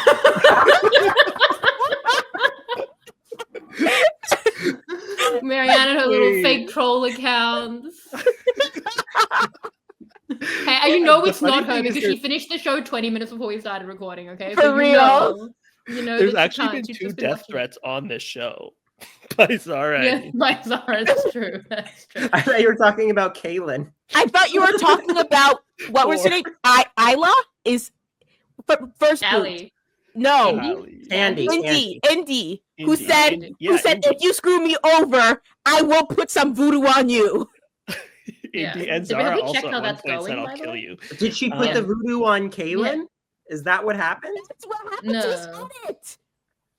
Maryanne, I think you yelled too loud. I think your mic got muted you. No, she said that's what happened to his edit. I see. I mean, I think that Logan is like, she is like Shawnee. I can see why they didn't cast them on the same seasons. I'm enjoying Logan. I think she's fun. I actually disagree that she was the one that's like, I never get my way until this. She's been doing that more lately, yeah. Yeah, like I feel like she was acquiescing to everybody else and trying to keep everybody on the same page for the majority of the pre-merge. But now she's like had enough, but it's too much because half of these people you don't really know that well. But I love a good villain turn. Like it's like I think it's fun. She's making the show fun. AJ's making the show fun. Miles is making the show fun. Karen is making the show fun. Yep. I'm sure a few others are as well. I enjoy the Shani archetype with the added element as well of like she's a big fan. She's on the Survivor Reddit. You know, Shani's watching Married at First Sight. Let's just be honest. Shani's not watching this season, and Shani's going to play Survivor later this year. And that's Shani's thing. Like Shani doesn't really care, and that's like the kind of beauty of Shani. It's like we all want to be her, but we never will be. Whereas like Logan is like more relatable to me in the fact that like she does care. I like when people care about things. So it's like that cool archetype anyway, but then also this kind of like Survivor, you know, super fan. She knows what a purple edit is. Yeah, I feel as if I now need to message Logan to apologize. No, Yeah, she you knows. probably You don't. You gave an exact. There's also given strange takes. Okay, Omar might be the most rational. She's gonna person watch on the this, be podcast. like, "Oh, I'm so Thank you. excited," and then she's gonna think I hate her. I love Logan too. By the way, I think she's a highlight of the show. I think she's a highlight of the show. Like I don't like. It's like Maryanne. It's kind of like Danielle in Traders, where it's like Yes, exactly, exactly. And it's like I was rooting against Danielle, but I was so happy every week she survived. Sure, yeah. Okay. It's just the drama. Okay, I regret asking that question. Where can the next one go? Okay. Keegan asks, Kaylin seemingly has everyone adoring him and is completely safe. True. Is it a mistake for him to be winning immunities? It seems like the only reason anyone would have to vote him out. And who should he aim to have his long game to give him the best chance to win? Let's talk more about that. Could Kaylin be winning back to back? I know you had thoughts, Maryanne. I said that, and I think nobody cares. Nobody cares. He should be throwing them. He's safe. No, it's crazy. They like that he's winning, though. No, people. I think the thing about Aussies is that they all just have 17 packs. That like they all have the equal chance. Yes, you do, Shannon. Next top model, and then they all have like the same chance to win. So it's not like we have to take out Jonathan or we won't be able to win challenges. It's like Kaylin won this time, but next time he's not going to win it because I too do Pilates and I too lift a 270-pound deadlift. You know, so I have a chance. Well, we use kilos here. Yeah. Oh, for weights, 270 pounds would be like. I mean, I have no idea. I've never been to the gym, but it'd be That's like 120 kilos. 120 kilos. Like I can do a 120 deadlift. Wait, don't you use kilos? You're Canadian. Why are you saying no? pounds? Canadians are We weird. use pounds for like weights and actual body weights and stuff like that, and then kilos for like. I use kilos for animals actually. That's I use so bizarre. Yeah, except for F45, where I use both kilos and pounds.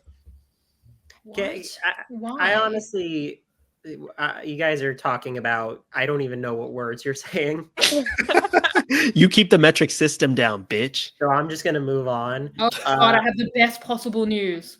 Oh my God, I have the best possible news. The confessional chart that I wanted before just came through, and we don't have to use Omar's confessional. Oh, that's ridiculous. Omar created confessional charts that we filibustered long enough. They suck. Okay, so I need to put that in the PowerPoint now, so we do because I actually will show you Omar, so we can just get a glimpse of it. It was going to be bad, okay? So now I've got the real ones from PowerPoint. Right. Okay, you guys talk amongst yourself. Wait, maybe I'll ask a question, and then I'm going to add to the PowerPoint so that were we done with the Kaylin question? I was going to say, why throw it? I mean, as someone who didn't make the merge, I feel like you make it to the merge, like what are we doing? Like, just try to win the challenge for an individual immunity, and then once you won like 2 or so, maybe. But like, God forbid, that's the vote that you go home on. And yeah, but he's so safe right now. You wanted to build your game for like the final 3 or something. Like, just focus. I feel on like the he's so safe right now. Nobody's looking at him, and this is only going to put a target on him. And yes, they're happy he's winning, but it's because it serves them right now. But when it's not going to serve them later. But like, I feel as if like if he wins like the 3rd immunity in a row, I think that's when eyebrows will raise. But I think 2 in a row, like especially when Australia, these people are jacked. I don't think it's that big of a deal, especially because they were so like it was very different things. Like for example, the immunity where he's like literally doing a trap raise. Like this guy, like if he throws that, people will be like, "What's happening? This guy's jacked." It's like, well, that makes sense. Or for last gasp, that's a very mental thing. And Karen almost won that one, so it's just like, okay, whatever. He has the mental fortitude. It's not all strong thing. So I think that 2 is fine at that point. Like, think about it. 42, Tori won 2 immunities in a row. No one was like, Tori challenge. Everybody was like, we need to get her out. Not because of the immunities. That she lost.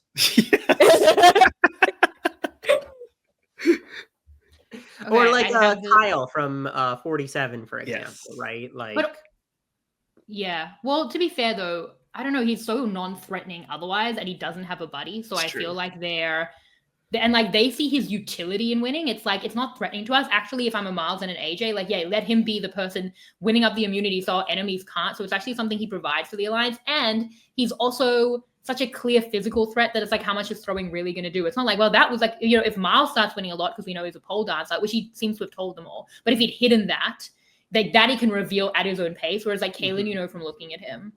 It's You like, know what I mean? were we ever going to look at Jonathan and be like, oh, he hasn't won Exactly. immunity, like he's Exactly. not a challenge beast, you know? Like I think for some people who are physical, if you always are going to have that target, why are you going to then try to throw? Because it's not going to War help dog. you. Because also, as someone who's not super strategic, you need to build up your resume. Yes. your yeah, He is strategic though. He's playing in the middle. You just don't see it because he has no I edit. Justice for agree, Kaylin. but it's like I don't know. We'll see. We'll see what happens. Okay. Before the confessional trials, we did want to briefly talk about the marketing. I know Maryanne was upset because she, in the next time on, or they showed Paulie doing Last Gasp, so you knew he wouldn't go. Did they do that for real? no, Did they they do showed that?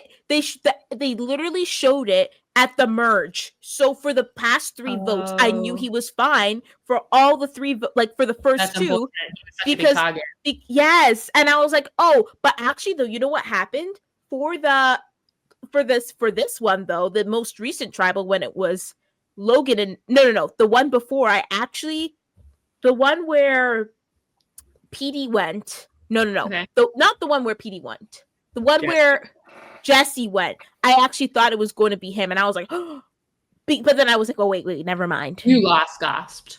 Yeah, I did. But in this episode, I actually thought it was going to be AJ. But then, just because of the the theatrics, and then after it was Laura, and I gasped, and I'm like, wait a second, if it was AJ, he would have gotten 4 votes. It wouldn't have been that 2 votes at the final vote. But Yeah. Then you I knew once digress. he didn't get those votes, he didn't go home because that's yeah, once it was 2, Once he didn't go 2, home. and then 1 vote left, I was like, Okay, oh, okay. all right. So you're gaming it like that. But yeah, I mean, unfortunately there was an ad for the next Sunday night episode before and during on 10 Play, the Tuesday night episode that was like Miles versus AJ. So all of those people unfortunately saw that AJ wasn't going home, which I thought he was when Kara was giving Logan that information. So that would have been very, very frustrating for them. Wait, there was a Um, promo for episode yeah. 16. That's Yeah, what do you mean, that's Miles versus AJ? It was like Miles and AJ are the kings, but are they going to turn on each other? That But then the was, promos, I think they're trying to like slightly weaken each other. Do you remember when American Survivor did that? No. Oh, it It was kind of. What was it? During Island of the Idols episode Oh. 1, they did an ad in the middle of the episode that was like Yes. coming up later on Survivor, and it was just like the Orange Tribe at Tribal Council. Well, I'm sure they would want to make people think about what was going to happen in the future of that season, really hype people up about the season to come. So, yeah. Wait, why did you bring up Tommy Island of the Woods. Idols on this? No, podcast? Island of the Idols was such a mess for the promo because CBS did the promo, not Survivor. They spoiled that Kelly got the idol. Yes, Oh. yeah. They spoiled a bunch of stuff. CBS was like, we're not letting you guys handle this one. No, it got Jeff on Twitter. Jeff showed up on Twitter being like, guys, I'm sorry. And this guy does not use social media. And he showed up to say, I'm sorry, guys. We're going to try to fix this. That's how bad it was. Yeah, it was You really made him bad. go on Twitter. Don't sleep on 39. No, don't Well- sleep on 39. Oh, that's anyway. Oh, There was also because I've never been so happy to have screeners because the marketing department. If you're gonna watch the show anyway, like don't look at the marketing because they had the ad for the PD episode was Miles standing up and playing Knowledge is Power just outright, and I was like, I'm so glad I watched that purely. Like, that's a big moment to put in the ad, but they're trying to compete against Married at First Sight. But I'm just saying They're that the never ad gonna was win. because- Yes, yeah, they're never Americans watch Married Mavs Australia. Like, really. Americans. I've Yes. been watching it. Is it good? Didn't- Yes, it's crazy. Yeah, my mom watches it. Tell her to stop, Zach. My mom watches it too. I told her I'd end our relationship.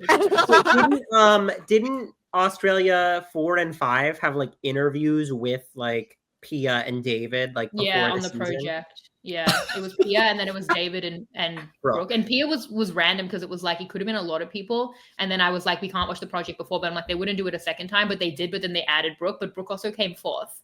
Yeah, there was so many things. They literally had an interview with Pia before the premiere, and then she won. There's been some crazy stuff, okay, but yeah, this week, yeah, the ad for Sunday was very. Was Pia a famous actress, like in Australian terms? Not that famous. Like, I mean, it was champions versus contenders. I mean, she but compared to the fact that they could have had like Janine would have made more sense, I think.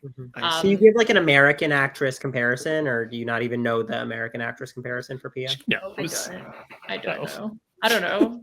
Well, I don't know. Would Pia be like from Even Stevens, like Kim Possible? Like, what's her? Do you think like, she knows what that is? That's crazy. No, of course I know what Even Stevens is. I'm a millennial. the girl from Even Stevens. No, I think Pia is someone who's like her most famous thing was Looking for Ella Brandy, which was quite a while ago. So it's like someone who's kind of iconic from a couple of decades ago, but is still like somewhat. Jerry O'Connell. I guess. Jerry O'Connell. I loved Jerry O'Connell. I loved him. He was in this show called My Secret Identity, which is a Canadian TV show. I loved that show. Okay. Can I also say, as an American, by the way, it meant a lot to me to see my culture represented in the reward challenge. In the reward challenge, yeah. American Bobby. As an American viewer, I was like, wow, like that was awesome. No, I was like, those are tiny burgers. Those are sliders. Yeah, they were sliders, which is fine. How good is a slider? So good. You need a lot mac and cheese. Prefer. The mac and cheese looked good. Like that was a real American like feast. They would have had Pop-Tarts. They would have had mayo. They would have had fried chicken. They would have had no health care. Yeah. Oh yeah, like Australian survivors really doing great on the healthcare. Yeah. Hey, they get those injuries are taken care of by Medicare, not the show itself, and then they sue them. So they're doing fine. A lot of money from Australia. From Kaylin alone. From Kaylin. Someone let Daniel know, extend his reach. Did someone let Daniel know about David? Are we moving on? What about David? My chart is a part of the shoulder family. Someone should let Daniel know. Maybe I'll let Daniel know. Kevin, Maryanne. Kevin, yes. I'm bad with names. But okay, well, here we are. Anyway, this was Omar's chart. Now you can see how grateful I am that how Dara came through. It doesn't have the totals. Yeah, we need the totals, Omar. It's in alphabetical order. It's not even an order of. Anyway, I don't want to just brag on Omar's chart, but it was all we had up until. No. Tell him what he counts as a confessional. Tell him what a confessional is defined as. So apparently you're doing your own charts. It's so cute. Personally, first of all, I have made these charts since before Maryanne fucking watched or knew what Survivor was. So you can take your David versus Goliath ass right back to 2017. Firstly, secondly. 2018, actually. Whatever. I follow the 10-second rule, but also if they change like location for like if it's two different confessionals because they're different locations, I count that as two. It's not 10 in Australian Survivor with the French invites. You're probably doing 12 per confessional. Yeah. If they numbers are higher. But that's how it should be. In my what if they change buffs? That should be because usually they don't do that. They have a very good. What about like in their like story times, like when they're doing their packages? That if it's a different location, then it's a different confessional. That's crazy. No, that's what I'm telling you. It's actually stupid. It's actually dumb. Let's go to the real one, Shannon. Let's talk about the real one. We also had this because I said you don't have the totals, so he gave me the separate totals on another slide. It was a mess. Anyway, Kyle Dart sent the real confessional chart. Look how ugly this one is compared to mine. But the number, you know what? The data is correct. Yours is wrong, so it's ugly. You're what you're talking about 2018. I do know what I'm talking about. I've been on Excel since I was in third grade. I've been using Microsoft Excel since 2006. I think I know what I'm talking about when I speak about data. Tell him you won. Why not just use the fact you're that a freak in the sheets like Miles? No, the winning survivor doesn't count for this. You think Gabler could like really break down a confessional chart? We'll see. He's going to be my guest next week. No, okay. AJ's on 50. Logan 42. Miles 41. This is pretty even and good. Like no one's on 100. This is a lot of people on. Then Karen, Paulie, all above 30. That's pretty good. And then a big drop to Zara at 15. Kate has gotten up to 14, which I think is interesting. And we are left with Kristen, Kaylin, and Morgan, who are on 8, 7, and 6 in 15 episodes respectively. And that might be a bit of an issue. Well, this is also insane because there are no significant digits here. I did not feel as if I only saw Kaylin that much. That little. I felt as if I saw him more. Your winner pick. Wait, Kristen has more than Kaylin. Wait, Omar, what did you say? If you're going to have an average of 3.33, you also need an average of 2.80 or 2.00. Not this lack. You need to line up your decimals. Oh, sig figs. I agree with you. Oh my God. Who made this chart Please, again? Kyle Dart. He's You the hear listener that, of the podcast. Kyle? Who's You need to have the consistent, significant digits. If You you're gonna didn't do have. this. You didn't have the totals, Omar. You could assume that there's a 0 at the end. No. This feels right to me, though. I feel like I know exactly half of the past. It's more than half. No, I know Zara's like in half it. them left. Like Yeah. Zara, I could like pretend that I like know what's going on with her. Well, And I sorta feel as if I do, know but, like, everyone. I feel as if like it's not like of everyone who's left. I'm not like who. Like I'm like I have an identifier for people and I know what's going on in their head. Tell me And I'm something about actually Morgan. shocked. Morgan. Morgan, yeah, Morgan is an Olympian. She works with Kate. Morgan hasn't had a confessional in 4 episodes. Yeah, you need to. And before Morgan, that, she's had a confessional in 3 episodes overall. The first episode she got 2, then episode 4 she got 3, and then in episode 11 she got 1, and that's it. Otherwise, we've never heard from her ever. Kaylin's off of 5 episodes, so why are you singling out Morgan at 4? I said Kaylin's edit is terrible and he can't win because of it, and otherwise he'd be in a great spot. I don't know. I feel as if I've seen Kayla more than what the numbers are showing me. Okay, I'm gonna be a Kaylin believer. I agree Yeah. with that. Because he's pretty, Yes. I think. He's playing a good game. I think this is interesting because, yeah, I mean, like, Miles had 7 and 7 in the last one, but Oma's charts had 10 and 10, so... Because his Yeah. numbers are It's- stupid. No, I think it's right, so I don't care what you say. Okay. Well, these are the Wow. confession parts. I hope it was Someone worth it. who, when presented with incorrect information, doesn't want to change their point of view. It seems like someone here is a hypocrite, don't you think? Ooh. But it's okay to be a hypocrite. No, I never said it was okay to be a hypocrite. Yeah, you Those are the did. cheesy charts. No. These are the, what did you say? Let's play the Chizzy song. Let's just We're play getting in the the Chizzy weeds. song. We're not playing the song. It's crazy that we don't get points when you know what? Who sucks at giving points? Puya. Puya gets shit ass points, and he actually his points this week were fine, but in general, shit ass points. And, Wait, we don't get to give the points? and we don't get to give points we're just because of looking at fucking the Puya, chat. Mike, and Chappelle, even though they should have all given us the ability to give Whoa, points. you guys didn't even give Miles and AJ points for episode 14? Yeah. Yeah, I was No, gonna give that's Miles a actually point. crazy. That's crazy. I was going to give him a point for being the first person to ever actually steal an idol, but then I thought I really didn't like the move. So Who I No, was gave he going did against not. Morgan but that- 2 He points? got what he wanted. Yeah, see, Puya sucks at giving Puya gave Morgan. What did Morgan do last episode? It was Yeah, episode that's 14. I can't remember why he gave. He gave Kate and Morgan because they wanted PD out, I think. Like, But I they love my didn't do it. Canadians, They but didn't that's do just it. bad. They didn't do I the gave move. I gave Laura 5 of my like total 9 top points this week, and she went home.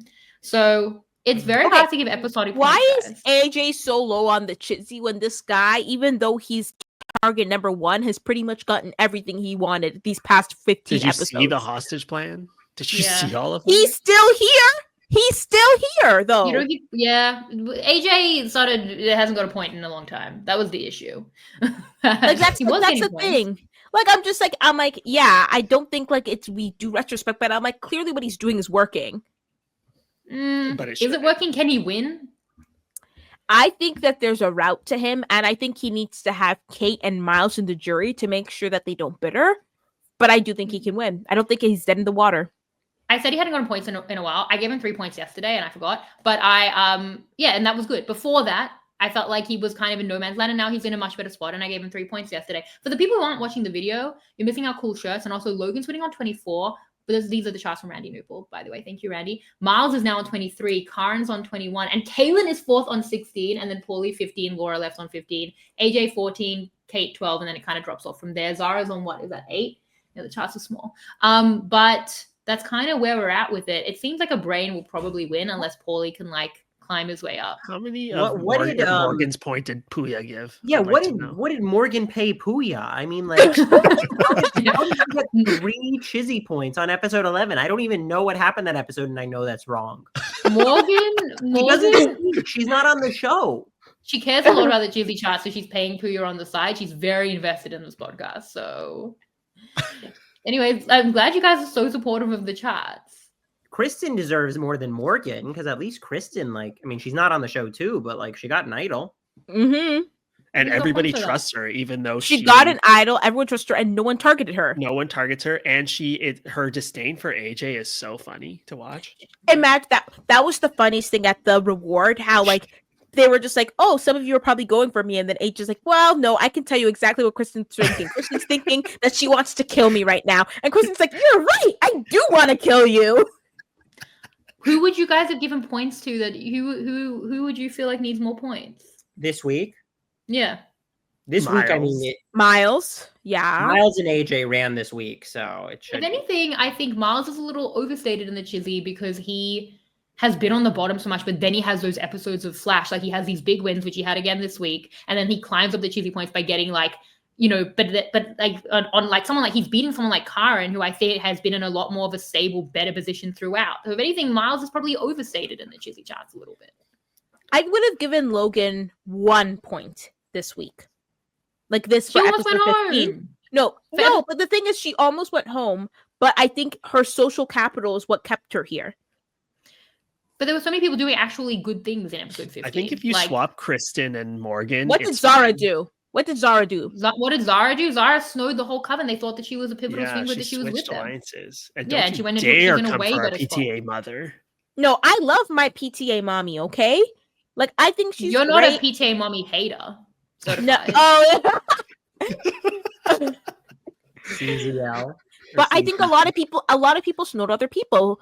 Everyone thought Kristen was on her side. Why aren't we giving her a point this episode? I think that's a weak reason. I think feel like Logan Max- got. No, I think I would have given Logan 1 point. Logan was almost voted out. Everyone, like other people went to the top. Kristen's not at the top. No, but the thing is, she was almost voted out. But the reason she was saved was literally because, like, just the benefit of like having at least some social pull. That Karen was like, wait a second, let me actually go and save Logan. Yeah. Which I think if someone does a stupid move like that, you should get a point for help because like your social game was strong enough that it inclined someone to want to make that move for you. Yes, often the Chizzy is based on who, like the context of the rest of everyone else. If everyone else had been bad, Logan probably could have gotten a point for that. The episode before I gave Paulie 3 points because I didn't like what anyone else did, and he also had a connection that saved him. But I thought other people were very good. Actually, I was struggling to give Chizzy points, and people were missing out, which in this season is incredibly rare. So Logan wasn't getting a sniff of that. But I love how angry you guys are at Morgan's Chizzy points. I haven't given her a Chizzy point. I think if you look at the charts, I don't think I've given her a Chizzy point. So that's mostly Puya. So don't come to me. Yeah, terrible. I told you shouldn't be giving Puya points, but I will say, looking really at this whole bad. chart overall, it's not too bad in terms of what it should be. However, what I will say is that looking at all these players, it's very clear that some of them may have some good elements to their game, but all of them are incredibly flawed in some way, which is not always the case. I actually think the least flawed person, weirdly, Is Morgan. might be one like Kate, but No, not she unless made you're every bad Shannon. decision. I don't agree with one Debatable. thing. She just slipped to the bottom and she's not using AJ Omar. I don't know what to tell you. We'll see. Yeah, I mean, I think that in terms of just like game sense, like Logan and Karen, I feel like have been wanting to make good decisions throughout. It's Yes. just maybe their approach at certain points that I disagree with. AJ and Miles, I don't actually agree with a lot of the decisions they make, but their approach has been a lot better, and they're better at actually making what they want to happen. And then you got the players like Kaylin and Kate that are just, they're in it. They're still playing Zara as well, but just aren't really in the edit as much, that are just harder to judge naturally. Speaking about Kate, you're saying that she flipped to the bottom of an alliance. I don't think we should ding that because no one knows about the professors. So in her mind, the graduates, yeah. Karen is the professor. And then, but like in her mind, she's like, I'm saving AJ. I'm now working on this other alliance that I have. And with the woman that I have left, I can go and work. I think with the information that she had in the game, she made a good move for herself. It's just that she didn't have the information of the graduates. Counterpoint, making a decision on a terrible read like that where you don't know a key piece of information or are now accidentally at the bottom is actually also very bad. Like that doesn't make that better. Counterpoint. We don't see a lot of I don't think we see enough of Kate, Morgan. We get a lot of her lately. Let's look at Kate. But not enough of Kate, Morgan, PD, Kristen, of their social relationships in the game, that we don't know what is Kate's individual relationship with Zara. What is it with all of these people? Maybe she felt comfortable with them and we just aren't being shown that storyline. Maybe Kate? maybe Laura's super loyal to Kate, but maybe the other people are too, and we just don't know that. I don't think she's playing AJ though. We'll see. I think that she's at the bottom of the stated graduates. We Sorry, said that he was a good meat shield earlier. So, I mean, I don't hate the move to like let all these like big dogs fight it out from Kate's perspective. It's just if the big dogs do get together, which they might or they might not, even with the graduates, like who's to say that the graduates are going to be like the final 5 or something, you know, like they could easily start targeting each other as soon as next week. So, And but even the if women maybe could have been the final 5. even the if women were never gonna, these women were never going to be able to do like the final 7 together. Fine, but they would have survived through that and longer into the game. And Laura was very loyal to them. I don't think they would have been the collateral damage on the women splitting up, and it would have been further in, and then they're just home at that point. Yeah, but we found out that Laura was really close to them through her exit interview. What if she's close to these other people? But I will say, even though I'm saying that Kate may be the least flawed actually Kaylin's the least flawed overall, but Kate is up there too. But except episode 1 was a disaster. That was insane. And I agree with you on that. That was stupid. Thank you so much. Kate got her package in episode 11. Now I remember what episode 11 was. Puya gave them points because he liked them flipping. So did Kate get 3? And then Morgan got 3. Which is insane. I don't remember that. I don't know what happened. I don't remember. What do you... Yeah, he's given Morgan a lot of points. I liked them flipping too. He gave her all her points. He's inflating the market. Yeah. Okay. He Chaos, which is actually the DJ name for Kate, which we now know thanks to her 11 package. So which of the 3 recap bitches are you guys though? Puya, Chappelle, and Mike. Yeah, you are Chappelle. Everyone agrees. Who are the 2 of you, Zach and Maryanne? I think I'm Mike. I mean, I think that of those 3... You watch Drag Race? I do, yeah. Okay, I watch Drag Race too. You can be Mike then. No. That's the criteria for being Mike, watching Drag Race? I guess In so. terms of personality, I feel like I'm the most Mike. You are the most Mikey. You're not anything like Mike just because you guys both are white Jews that watch Drag Race. Yeah, and so is Peter. We could bring Peter. Peter doesn't watch Drag Race, but I think that when I said Mike said he was like you when I asked him yesterday, and then I said Zach's too dry, and he said, "Yeah, I'm very wet." Would you ever say that, Zach? Okay, but I think if you're gonna like pick apart our sense of humor, like you could find some differences there. But very much say we're both funny. Is that not enough? You're all funny. All 6 of you are funny. You know what? No, I'll take Puya because I did just do a take that made everyone almost try to kill me on this podcast. So, and with Puya's chizzy points. No, Zach is Puya and Maryanne is Mike. A little unhinged, but ultimately full of joy. Yeah, I agree. I don't think Zach is like Puya, but if I feel like I'm being like Puya, obviously. I feel like I'm being like the Anzact, you know?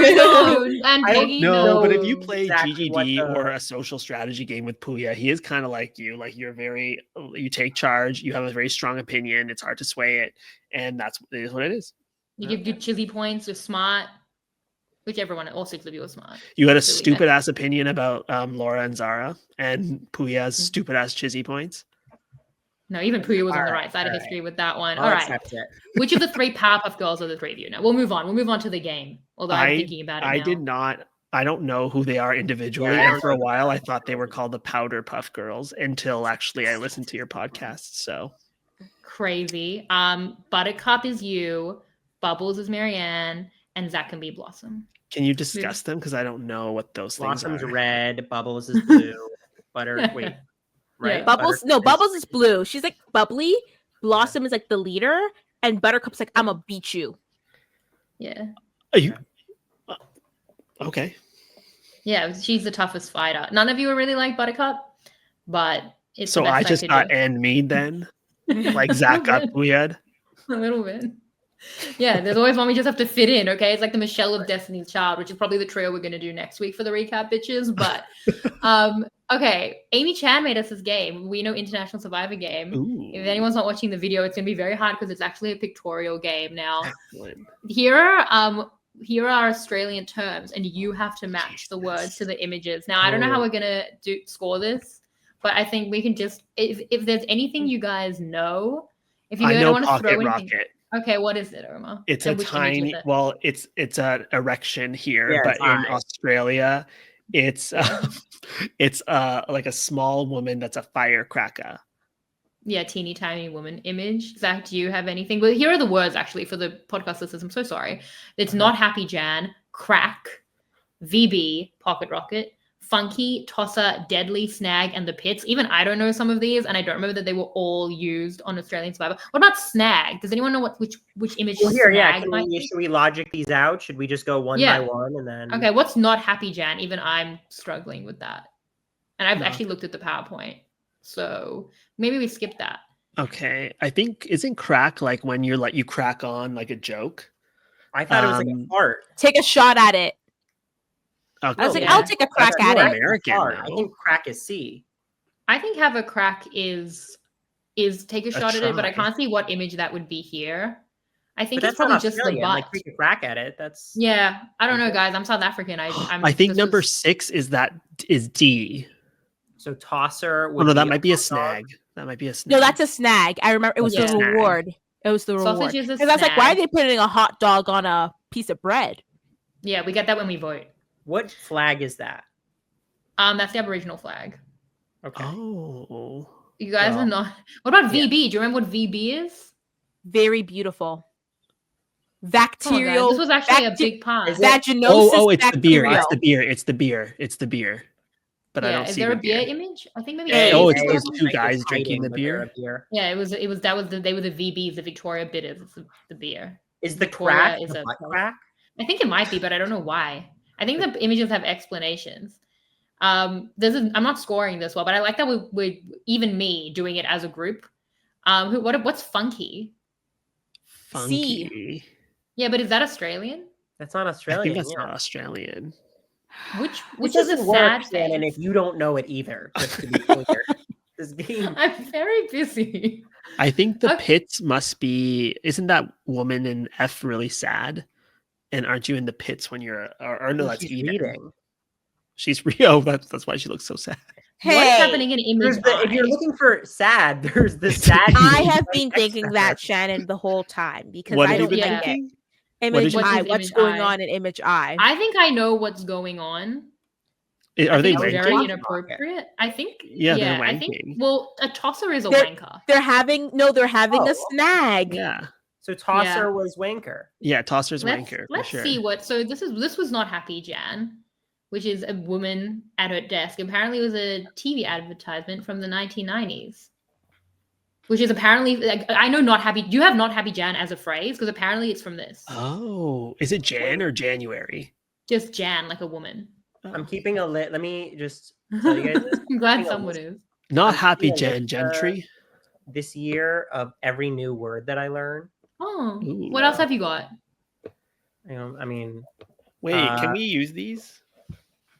What So, yeah, I'm other gonna add words have these you to my learned? one of the list. Ziggurat, Gasha Dokuro, What does that Philtrum, mean? Aren't Snafu, those just Serval, Pokemon? Hullabaloo, Nugatory, Epithet, Dramaturgically, Cudgel, Botulism, Undulating, You didn't know what Cobra botulism was? Are you fucked? Sun Cup, Penitente, Devour fetulence. Anadrome, Nasal Cannula, Nasal Maladroit, cannula. Are you fucked, Zach? Zaftig, You know who you're No, like? he's not in medicine. Omar. Quaff, Cubit, Johnny No Mates, Javelinas, Erudition, Kerr, Bedlam, and Overton Window. Wait, can You're we like- use these when we go to Australia? Like, I'll be like, not happy Jan, and then they'll all know I'm that not I'm a happy native. Jan. Zach, you're like Zen. You learn 2 new words every day. Really? Did Zen do that? That's what he said Yeah. in his opening confessional, but then the words were like sublime or something. Oh. Anyway, Zach, you what's better up? not. You better not meet up with Kaylin then. Yeah. Why All is right, that? let's see.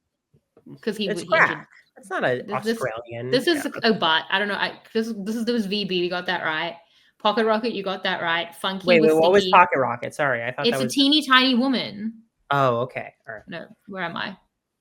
I'm here. Okay, Funky. Tosser was wanker, and so that's what the image. Amy, very, very, very inappropriate for the podcast. That's where we're at. Deadly, yeah, is like an indigenous, like First Nations word for like awesome or fantastic. Okay. I don't know if they Okay, use. it how in are the we scene. supposed to, based on a flag, know that would be deadly. And that would be a good thing. Like, do you really want us to associate indigenous? That would have been a people with deadly? horrendous That would bet. be That would really be a really bad take. Well, I'm Yeah. glad you guys got it wrong then. Snag, you got. This was a good team effort. The pits is when something's the worst. But do you guys have that? Yeah. Yeah, Yeah. with pits. So I don't know why everyone was like bullying me saying these are American, Maryanne. Double Another points for com- correct answer. Another common term for a snag in Australia is a pig in a blanket, a democracy Ugh. sausage, or a sausage roll. Oh my God, kill A me. democracy. I'm gonna go sausage. with A. What do you do? I mean, do you want to get and me to sausage roll? I think it's it's democracy sausage as well. It is because we get it when we vote. Because You it's- did you have to just vote. literally say Why that. do you Yeah. put it on a piece of bread? Do you not have buns? I don't know. I'm a vegetarian. But I How think it's dare totally Zach? good. They put it on a piece of bread instead of another piece of bread. That's Yeah, better exactly. shape. Same That's thing. Made for it. Yeah, Maryanne, you're trying to own me, but you're failing. I'm not trying to own you. I'm making a statement. If you think about it, Hypocrites, the lot of you. Okay, bonus round 2. What is a Swiftie? I don't. Oh, a okay. C. This express ticket lane at the theme park, a very fast runner, or dubious or questionable act. I don't know. I'll Stephen. see. It's definitely Yeah. C, just based on how these were written. Yeah, pulled a Swiftie on me. Oh I my thought she was God, talking about Taylor please. Swift. That's the end of the Please, thing. did Amy Chan wrote that? Yeah. Does Amy Chan agree with Zach? Because that was not a Swiftie move that was pulled. It was a perfectly reasonable one. I don't think we want to drag her into this. That was the game. I think I kind of butchered it, but did we have? This was 2 hours. We That had was fun. fun. Are we done? Do we have anything else? I've got some more stuff. Tell me, Zach. I'm just reading through. I'll just Your read through words? the stuff that I wanted to say.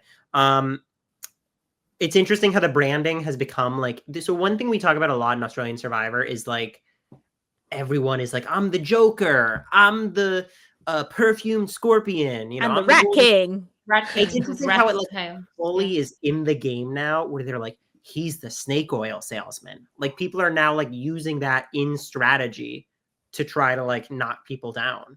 Yeah, And, they like- literally gave him Rat King. We Right, need the more of rat- that on American Survivor, in my opinion. We don't. I find Well, it. every alliance has a name, even like the Hunks, which wasn't even an alliance. Like they're very into naming things. I think they're thinking about the marketing, but the marketing is going to do things they can't even expect. So trying to predict and then incorporate the marketing is probably a fool's errand. I find it funny when someone like Laura in like the first immunity challenge, if I remember, is the first one out and is like, God, I could have won that one. Yes, that one was mine to win. So funny. Like, no, there were 13 people and you were last. Well, not Petey. The conviction in which she said, I know for a fact I could have won that. I also thought it was funny when Miles went up to Polly and was like, yeah, we both have been playing these like messy games. And Polly's like, well, mine hasn't been messy. Oh, wait, I thought you were going to say when he was like, are you a power bottom or something like that? Yes, Yeah, that being was like, funny. oh, you love playing at the bottom, don't you? And he's like, oh, you trying to come on to me? They're trying to create a viral moment because Geordie and Simon literally did. Like that scene where they said Grab the crotch? It was in Yeah. my crack, and then like Yeah. all of Simon's like severe bottomness stuff like went very viral. So that's good marketing. That's just good viral moments. My note just says, effing disaster play from Miles. Why? Wait, who Okay. said that? That was clearly my Zach. first take on that. Yeah. And the Miles and AJ in the final episode. This is my last take on all this. Oh, actually, I have one more. They were like a Wayne's World, the Wayne's World guys. They're like so goofy at this point when they're running around like as these people who are just like playing their own I thought you game. called them Beavis and Butthead. They're also like Beavis and Butthead, yeah. Mm. But not really personality wise. Last one. Miles also did the thing that always annoys me, where Miles went, I had to make that move because you guys weren't playing the game. Yeah, And Mike now- bitched about that too. Yeah, Maybe that you are, Mike. maybe. Yeah. That annoyed I me. did love when Miles was like, I'm bi-tribal now. That was funny. Well, yeah. Okay. So yeah, it's annoying because they're still playing the game. Mhm. Like they're playing their game. They're doing well at it. That's why you're frustrated by it. Can Mhm. we talk about Jesse's final words when he got Oh yeah, voted Maryanne. out? Tell me. And he's doing his final words and he forgets the tribe name and they stop the music and he's like, what's my tribe name? Wait, what? Wait, what'd you say? Oh, Milano? it's mulatto, It's and then not they go mulatto. back to it. No, that's literally what it was. That's what it was. Can either of you name the tribe name right now? Yeah. It's Yeah, I with know. an M. Malosi. Okay, Melosi. Mhm. I forgot. I I'm know bad with because- names. Every time that they make a tribe name, I always Google Translate to see if it actually means what they think it means. And Google Translate says this means strong, Yeah. but whoever was like, it means stronger together. So PD. Okay, This was but PD's to legacy. be He fair, named the tribe. especially sometimes with languages, it's like things don't phrases don't literally translate. Like, for example, Atieno, my middle name, means born in the night, right? Oh, But it's were it's you? like one word means 3 words. It can get funky. So I'll put PD's. I'll put defensive PD. Also, how like no one had a chance. As soon as little sling arm PD opened his mouth with a tribe name, like that was gonna be the tribe name, even if it was a bad name. Like if he said, "Let's call it bicep for my," like he was always gonna win. Because how you gonna say no to a guy whose arm is now beat up because of the gate of the challenge? well, I mean, the two branches of his biceps brachii were probably stronger together. It's true. That's probably what he meant. also, by the way, Malosi means dreams in Fijian because I originally translated it to Fijian, Oh. and then I realized we weren't in Fiji. No. There was a Fijian Dreams once. What? In Fiji. There was a Dreams in Fiji. There was. Yeah, It was a Yeah, Z. that's true. Dreams in Yeah. Fiji. My Yeah. hot take on that. Yeah. Oh God. What I the don't wanna get Yao into was it. wrong. No, everybody now says that Dreams have the right to do that, but I think if Dreams can do that, but then if he's going to do that, then he can't expect to win at the end. No, everyone says now Isn't that that they my don't take like that about Yalman Zara? did it. Yeah, exactly. I know, and I disagree with that. I think that if Yaman was also fine getting stabbed in the back, but I'm just saying if you're going to make a promise outside of the game to get a car, then you can't be that upset when people don't give you $1 million. Yeah, no, you're right about that. I 100% agree with that. Well, we got to an agreement. We've lost the thread completely of where we were at of talking about. Well, that's why it's your fault for for. bringing all 3 of us on. You had to know. Yeah. I know. I did. I had big concerns. Also, 15 minutes ago, we were looking at like, what was it? A snag. tosser? Yeah, a And a guy tosser. tossing. Yeah, I didn't do that though. So we actually got back on track. Yeah. That wasn't my fault. I've been nothing but pleasant. Okay, between the 3 of you, Zach and his crazy take on Laura, Maryanne calling herself a certified Laura hater. Omar's been okay, actually, surprisingly. Logan hater. Oh, sorry. Laura tough. went home. Yeah. Yeah. No, did you also hate Laura? Let's not even get into it. Maryanne I is very don't hate anti-death threat. anyone. I Yeah. don't hate anyone. How could you? My Look words at have been you. misconstrued. I'm Your What personality kind of bubbly. certification you have? What? In what world did you think when Shannon says Logan has been getting death threats? How do you feel about that? No, And the then question. you were like, No, the "I question hate was. her." The question was, why do some people hate Logan? I feel like why this is so odd. Okay, then Shannon said in this aside, Logan's getting death threats. Okay, I skimmed over that death threat part, and I went to answer the question. Maybe I should have held space for the death threats a little bit more, so you guys don't think that I'm a certified hating as in death threats, because that's not what I meant. But to be fair, if you are going to be sending death threats, you would think you would also be certified. in No, hate prerequisite. We should end the call. We should end the podcast. Wait, should we call Zoe's Anadakis? Yes, let's call Zoe Xanadakis. What is the reference I'm missing? It was from Bitter Jurors. We got Oh my God! Stop bringing up bitter jurors. You think I don't notice that when I'm looking up Rat King? We're on RHAP right now. right. We shouldn't be plugging. Cross Don't, no, it's fine. If you want to, I'm only going to talk about the empire that Jeff Probst has specifically on air complimented. Yeah. What? that's Well, true. he's also said that the On Fire podcast was the only Survivor podcast. So. The only certified one. Maryanne, where can people find you if they want to after this? See, which of your fake accounts and your real account can people find you? Okay, so if you want to see my death threats, you're gonna go and no, I'm playing. I'm on Blue Sky at Maryanne Oketch. I am on Twitter, but I tweet very intermittently because I feel conflicted. Yeah. I'm on Chat BCC where you can see me talk about Survivor things. Instagram, TikTok, always at Maryanne Oketch. I've been thinking about You're on posting more on TikTok? TikTok. Yeah, I am. I don't post often, but when I do, they're bangers. Because you're so But yeah. young. I am, but not as young as Zach. That's true. One time I tagged Maryanne in some Facebook photos and she was like, "Do you do that because it's Australian or because of your age?" It's a good question. No, I That's have awesome. someone in my class I'm old. who sent a TikTok on Facebook Reels. Okay, he has like a That's wife, funny. a family, a home, Peter. a Peter would do kid, that. So I was just like, yeah. So it's an age thing. It was a funny meme, but it was a Facebook meme. Yeah. Zach, you're young. Where can the people find you in your TikToks? If you can find me pretty easily if you're looking. Okay. I want everyone to tweet. I want everyone to tweet at Mr. Beast. Say, we want Zach for Beast Games. We're doing a hard pivot. That's where I'm gonna make my money. So It films in Toronto. yeah, tweet at Mr. Beast for me, please. No, I don't think that The Amazing Race is over. I don't. You could still go on it. If Enzo breaks his hip, But aren't they already filming? they are already filming. What? Hey, Why weren't you there with Amazing Race. Kaylin? What? No, why weren't you Australian there? Amazing Race will just add people randomly. That's true. You and Really? Kaylin should have been at that And the starting COVID line. season.